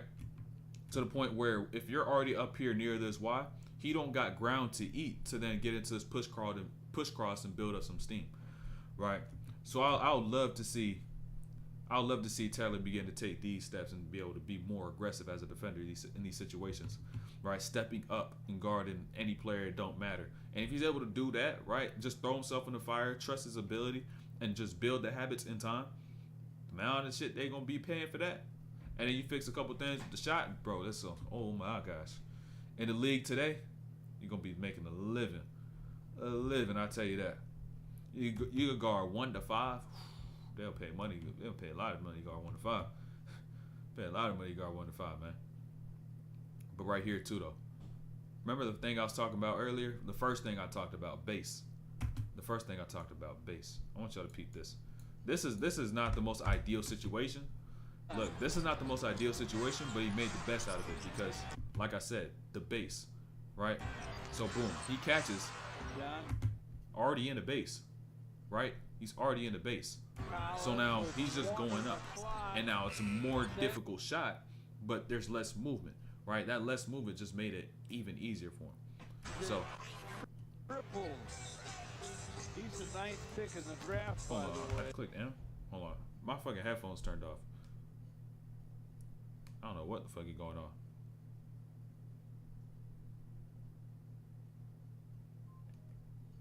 Hold on, give me 1 second. Let me turn these bitches back on right quick. Boom. I need to buy some new headphones. These should be bugging out on me, bro.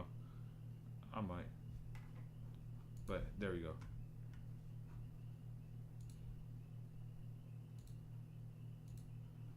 All right, there we go. So boom. All right, let's peep this. Or yeah, we just peeped this last one.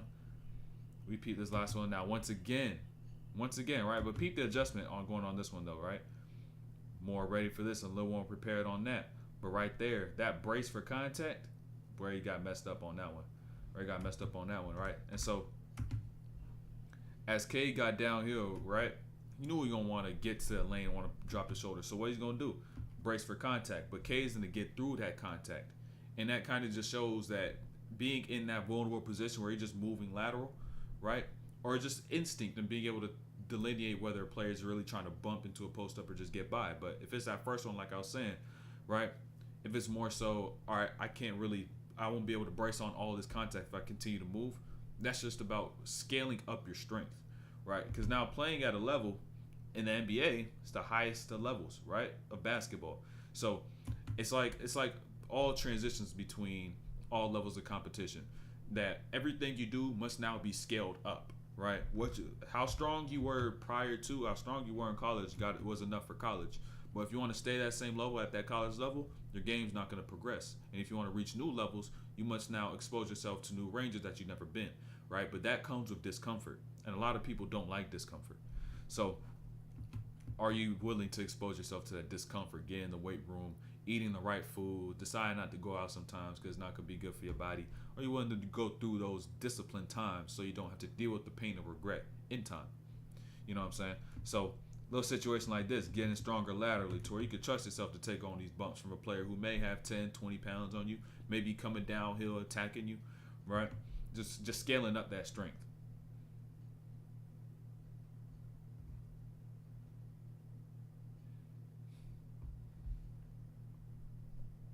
And now right here, sideline out of bounds play. You already know what you're doing in the sideline out of bounds play, right? But why not be a step ahead, right? Why not?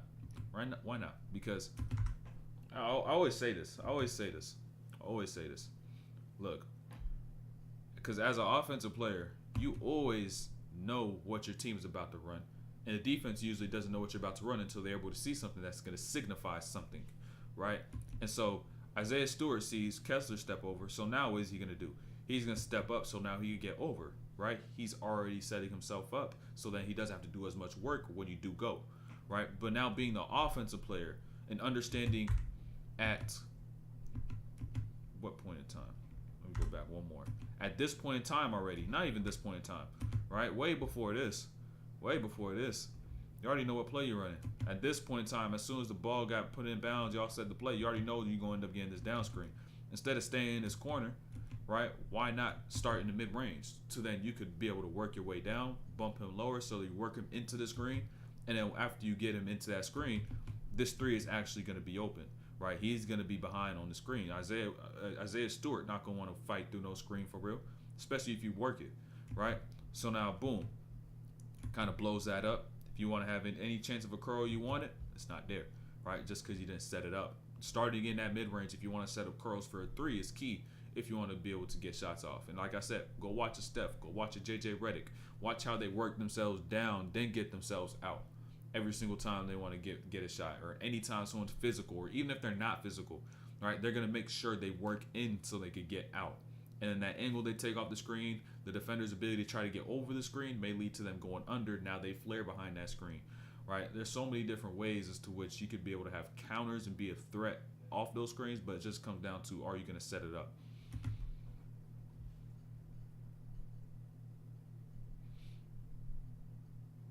And now right here, I just want to talk about spacing right quick, right? So peep this. Sexton is about to get down to this paint, right? And now being the player on this corner, right, by yourself, nobody on the wing, right? Kessler rolls. Burks doesn't commit quite yet. But in a situation, just kind of understanding situation, time and place, there may be a time where that player who is guarding the corner may commit over more to that big who's now rolled, and now that may leave you, right? And so kind of understand if Sexton does get in this spot and he wants to pass to this corner, and the player does step here, that passing lane from here to the corner is going to have to go through this player on help, right? And they could be able to tag and be able to pinch in and be able to show a hand. So now passes get thrown in the air as a live pass, and now that player has more time to recover to that corner. So now it takes away the shot. But in a situation, say, like I said, this player steps in here and that you lift up, it's a straight line from boom here to now this high corner of this wing. Now it's an open shot, right? Because it's a quicker pass. Now you're able to get set, boom, shot. So just playing in lines of passes, right, to where you understand, all right, if I see the ball and my defender's in between me and the ball, the only way that ball can get to me is that ball gets lobbed, right? But if that passing lane is pulled over, now the defender has to. Hey, Jan Ben said, appreciate that sub. But now if I change that line of pass to where that defender's not in between the ball and it's like direct line, bad pass, get there quicker, harder to even jump that lane, now I can get that open shot.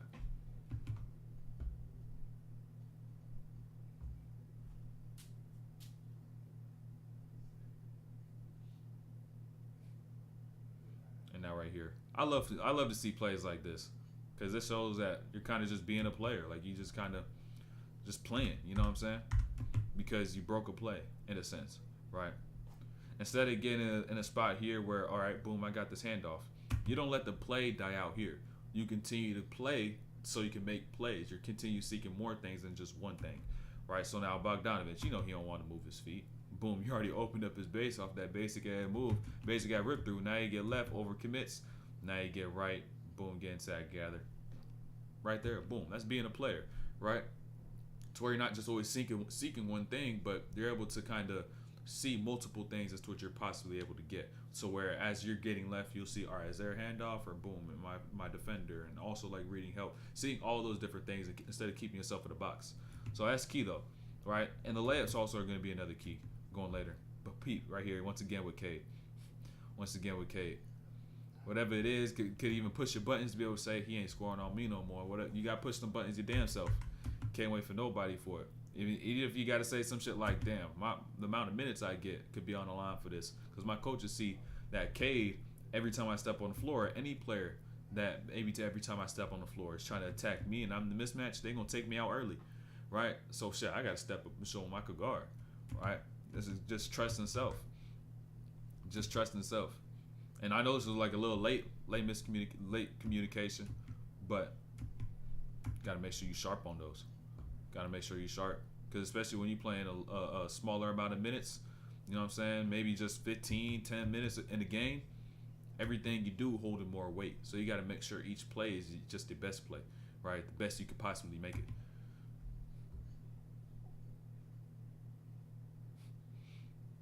And then right here, foul. Just being a rookie, bro. I ain't fucking with you, bro. They ain't fucking with you.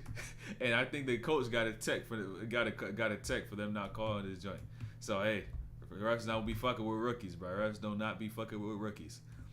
But now boom here on this curl. Hey, nothing wrong with this curl though. This curl was a good curl. Look, curl was a good curl. You see the base, right? You see the base. Step in with the base most importantly, right? Getting here now he's getting up. Getting the shot. Ain't nothing really wrong with it. It's just something as to which I was able to figure out. I was like, yo, this shit helps a shit ton with curls, right? And that starts in the weight room, right? It starts in the weight room, specifically with anti-rotational workouts, right, for your core. Anti-rotational core workouts, anti-lateral core workouts. So even if there's a trainer that, you know, be like, oh, you ever heard of anti-rotational exercises or anti-lateral flexion, anti-lateral core workouts? Do them shits. I promise you, you're going to... The balance you're gonna be able to get through your core, if you ask a coach or just search it up on Google, doing like anti-rotational workouts, that shit gonna take that shit to another level. I promise, right? Because once you get here, literally think about what the word is: anti-rotational core, right? Boom, right there, anti-rotational core or anti-lateral flexion, practically all the same stuff, right? So just literally think about its movement as you as a basketball player.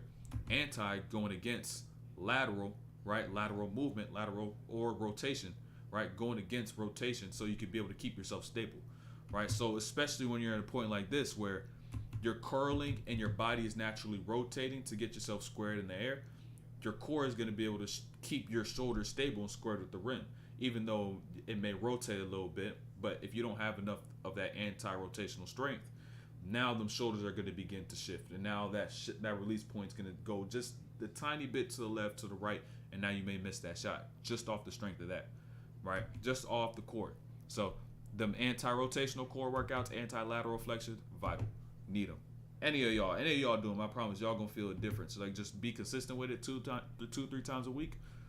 I'm telling you, man. But now right here, he almost got burned. Hey, I ain't gonna lie, I almost got burned. Peep Trey Lyles right here in this corner. Sneaking wide open, right? But guess who has the ball, though? Malik Monk. And what he say? I'm shooting that for me. Lucky ain't get burned, right? Lucky ain't get burned. Those may be some possessions that the coach may go back and watch film and may peep or they may not peep, right? But ultimately, though, that Malik Monk shit wild. It's wild as shit for shooting that. He said, fuck, though.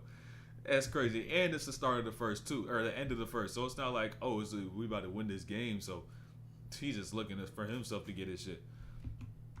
He wanted a 2-for-1. I guess, boom, 2-for-1. But he got a lob pass for an easy 2 right there on that 2-for-1. That's crazy, though. That's crazy. He was not peeping at all. And now right here, too. I just want to talk about that pace. The pace is vital, right? Something I even noticed this before. I even remember on the last breakdown we had, like I did, right?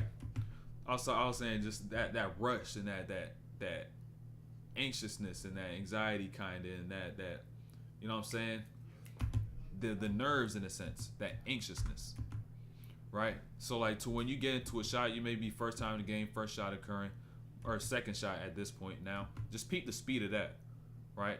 Peep the speed of that shot. Just like, I just want you to kind of see it, because you're gonna look at, if you just look at makes and misses, you're gonna be able to see a striking difference between them, right? Just look. Right, and understand what does my shot look like and the speed of it, the velocity, when I miss and versus when I make, right? So, boom, and also realize the type of miss that occurs, right? Boom, back rim, that's an ugly miss, right? It's a bad miss, right? So now, boom, now notice the pace on a shot like this and notice the type of miss it's gonna be, right?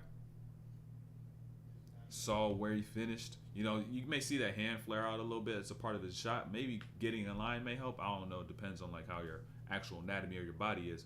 But the paces on these are strikingly different. You can see that in the pace, or the control on these is strikingly different. You can see that through the pace, right? You can see that through the type of miss it was. So a miss like this, where it's in line, boom, it rattles in and out, I could take that. But one that hits the back right side of the rim and hits the backboard, like, that's an ugly one. So like, just getting to that pace is vital, and the way it's what you get to it is how do you remove those nerves and that anxiousness when you get into a game. And now you're gonna notice, boom, you missed those first 2 threes, right? Pretty sure you may have another one you missed before you end up making, but understand what's gonna occur between those, right? There's something else that occurs, and then boom, right here, shot, hit, peep this too. These zones be tricky sometimes, right? These zones be tricky because in the zone you'll have to show, then you have to get back, or show, take away something. But what do you take away first, right? Because there's really 2 things you could take away in the situation, right?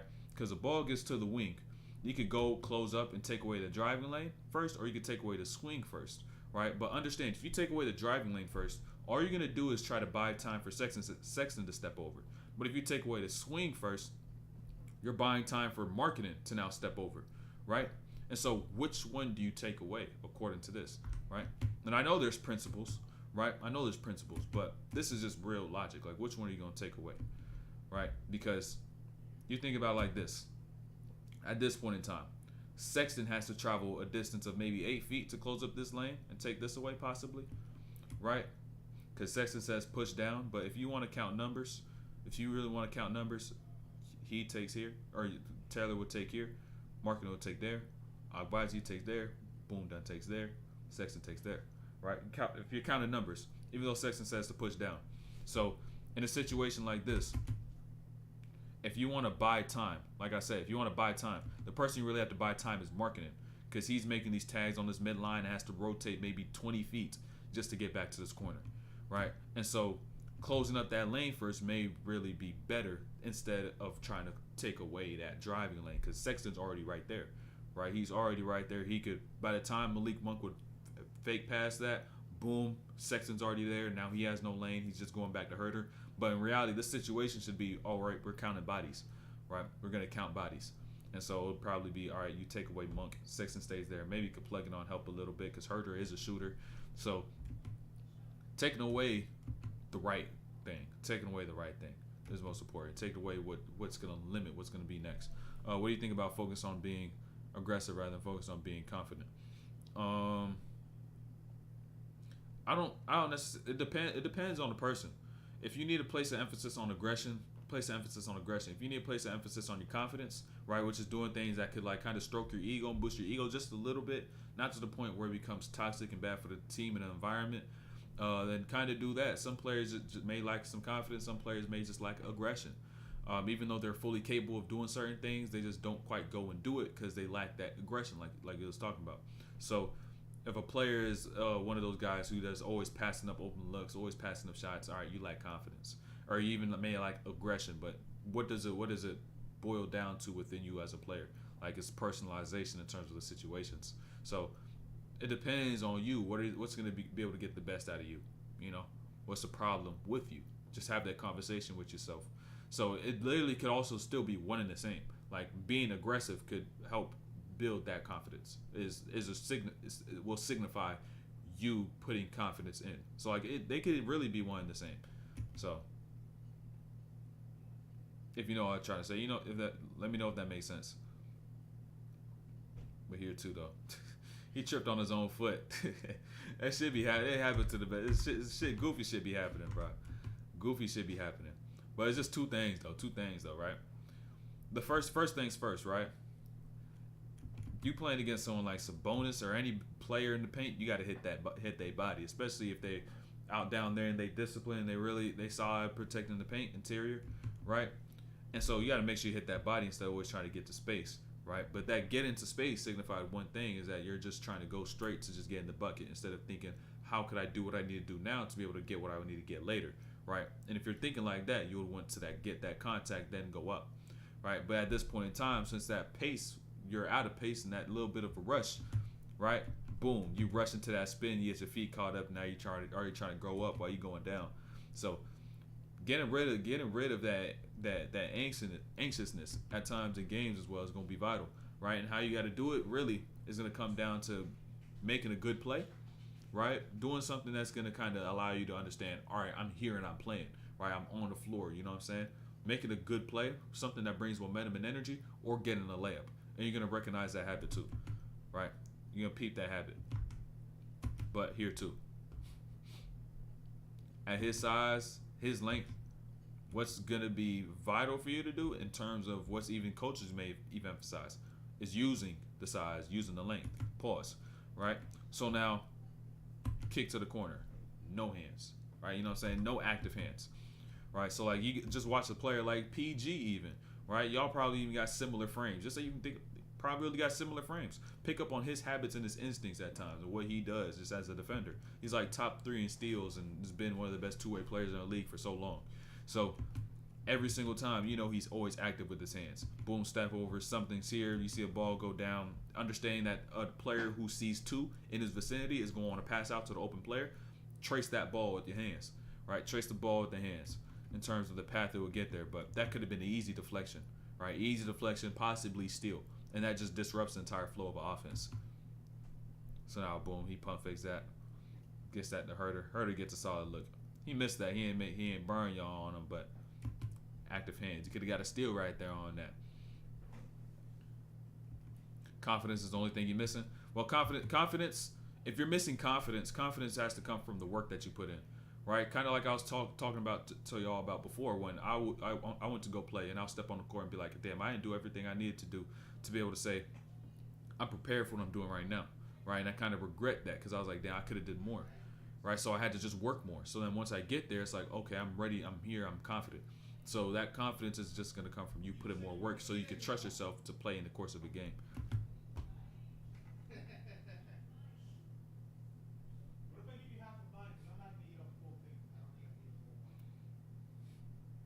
Then right there too. I ain't gonna lie, this is on Kessler, low key. This is low key on Kessler. Don't mind my brothers in the back, don't mind them. But look, you got Kessler down here on this baseline, right? And now help is overstepping to where now, boom, he's seeing 2 right here on this block. Kessler should set this screen, boom. Now you got a 3 in the corner off a skip, right? But damn, he ain't set that shit. It could have been a shot. But good thing it didn't though, because realize what's about to happen now. I believe this is the play, right? This is the one that's gonna flip the tide. This is the plays that you need, right? Right. This is the plays that you need, right? Before you even take threes at times, you need a play that's gonna allow you to cement yourself as being a player that's on the floor. Whether that's you just getting 2 points and being able to say, "Oh, I'm here.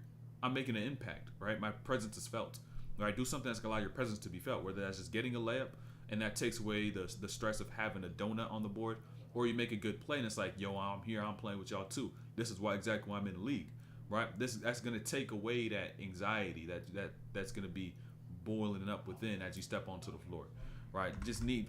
If I were to say anything, I'm also talking with someone else about this. Is that they're trying to get their numbers, up, but at this point in time, right? They need to kind of they're not able to be as efficient as they want, right? So what I was gonna say is that the layups are gonna be vital, because what the layups gonna do is gonna do exactly what I just said, take away that anxiety and allow you to establish yourself on the floor. So if you get those layups, if you get that good play, now that anxiety goes away, and now you're feeling a little better. Now you're just playing your game, right? And this is all gonna translate, and it's no coincidence why the rest of the buckets occurred after this layup, right? And I know you can even feel that in yourself after you get that first bucket, you get that first field goal, right? After you get that first field goal, you can feel that shift. It's just like, oh shit, that big shift that happened in my confidence once I hit this shot. And now it's just like, I'm playing, I'm hooping. And that's the key. You got to get to that every single game, out the gate. Whatever it is you got to do, you got to get to it. And especially not getting too many minutes. What it's going to be is that you got to do something on the floor to where it's going to allow you to establish that. And the more you do it, it's just going to be natural to where you just step into a game. It's like, oh, this is what I do.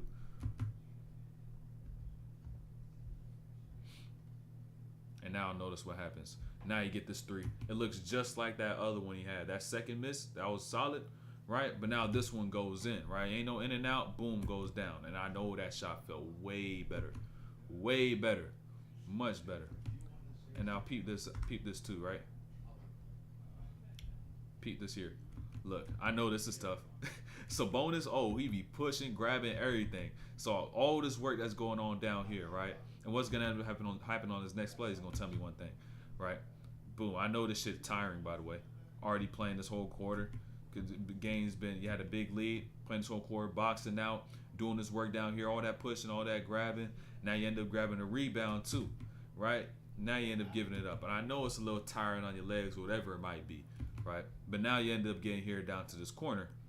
Guess what's ends up happening again, right? Another good look from three. Great pace once again. And this is the shot I'll be like, yo, he knocking this shit. This is a good chance this shit going down.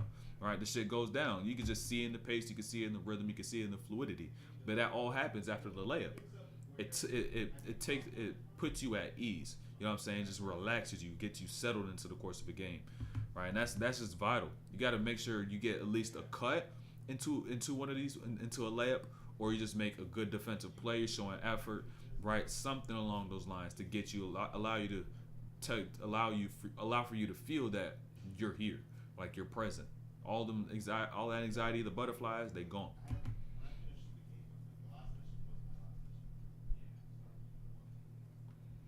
And now right here too, the help side.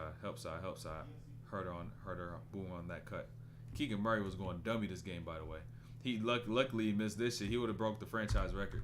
Been at 13 threes. But sometimes though, when playing help defense, you gotta understand who as defenders you trust to guard these situations, right? And do you trust Laurie to guard Sabonis, right? And ultimately, I know this double gonna end up coming, but in terms of being the off-ball defender in the situation, that now allows you to kind of understand the fact that regardless, at all times, you should be able to see a ball and man, right? But most importantly, how much you're paying attention to what's going on the ball and going on to your man is going to go back to that trust you have in the person guarding the ball. Because if you get your eyes too stuck on the ball, that means you're worried about what's going on with the ball because you don't really trust them what's going on there. But as an off-ball defender, you have other responsibilities because you have another player to guard, right? You're not guarding them. The person that's doing that is guarding them. So that's why you need to be able to see two at the same time. But even if you don't, right, you shouldn't. Even if you don't, you shouldn't, right? So at this point in time, all right, the double comes. Now I got to realize, I got two. But this whole time, he haven't even turned his head one time, just staring the ball down, right? Seeing what's going on with this double, right? Turned right there. That was the last time you turned. Boom, turn again. Now heard the cuts right after that head turn. Face cuts at that. So now it's like, oh, shit. Now can you leave Keegan Murray, the person who's actually hot on the floor, right? Boom, open for a three. And so just kind of understanding that, understanding place, understanding even who's hot, where is he at? You know what I'm saying? And kind of also trusting your teammate just to guard. All right, this play is tough, right? Because you got 4 seconds on the shot clock. And honestly, you can't really play much better defense because he's there. Y'all can't tell me he's not there. Y'all can't tell me he's not there, bro. You can't tell me he's not there. But he hit it, and it's like, fuck, bro. We down. It was 14. We was down by like 25 or some shit, 26. I don't know. And then now we kind of cut into his lead, and he hits that shit. Fuck, that's tough. That's tough. But now this is the last play I got. Right there. You lucky he smoked this joint. You're lucky you smoked this. Shit, I don't mind. Let me go to the other side. But something for all players, really. At times, when playing in these off-ball actions, screens become distractions, right? Screens really become distractions, and players begin to place too much of a focus on the screen and not about what the person who's about to go into the screen is doing, all right? Especially being in this situation, right? So now the focus is shifted onto the screen, and now you forgot about the player that you're even guarding, right? This is why that attention must always be split. There's too much shit going on in basketball for you to center your attention on one thing. So you should even be at focus. You should be attentive, right? Just paying attention, right? To where understanding that, all right, this screen is coming, but this screen involves two players that we got to worry about, not just one, two. So how are we going to communicate in this? Are we going to switch who's over here? Now we got a big over here guarding this, or what's going to go on? That communication is vital, and that ability just to stay attentive so you can be able to understand how you need to guard this action. And ultimately, that'll prevent you from shifting your focus to a screen and now leaving the back door open, right? Straight off the setup.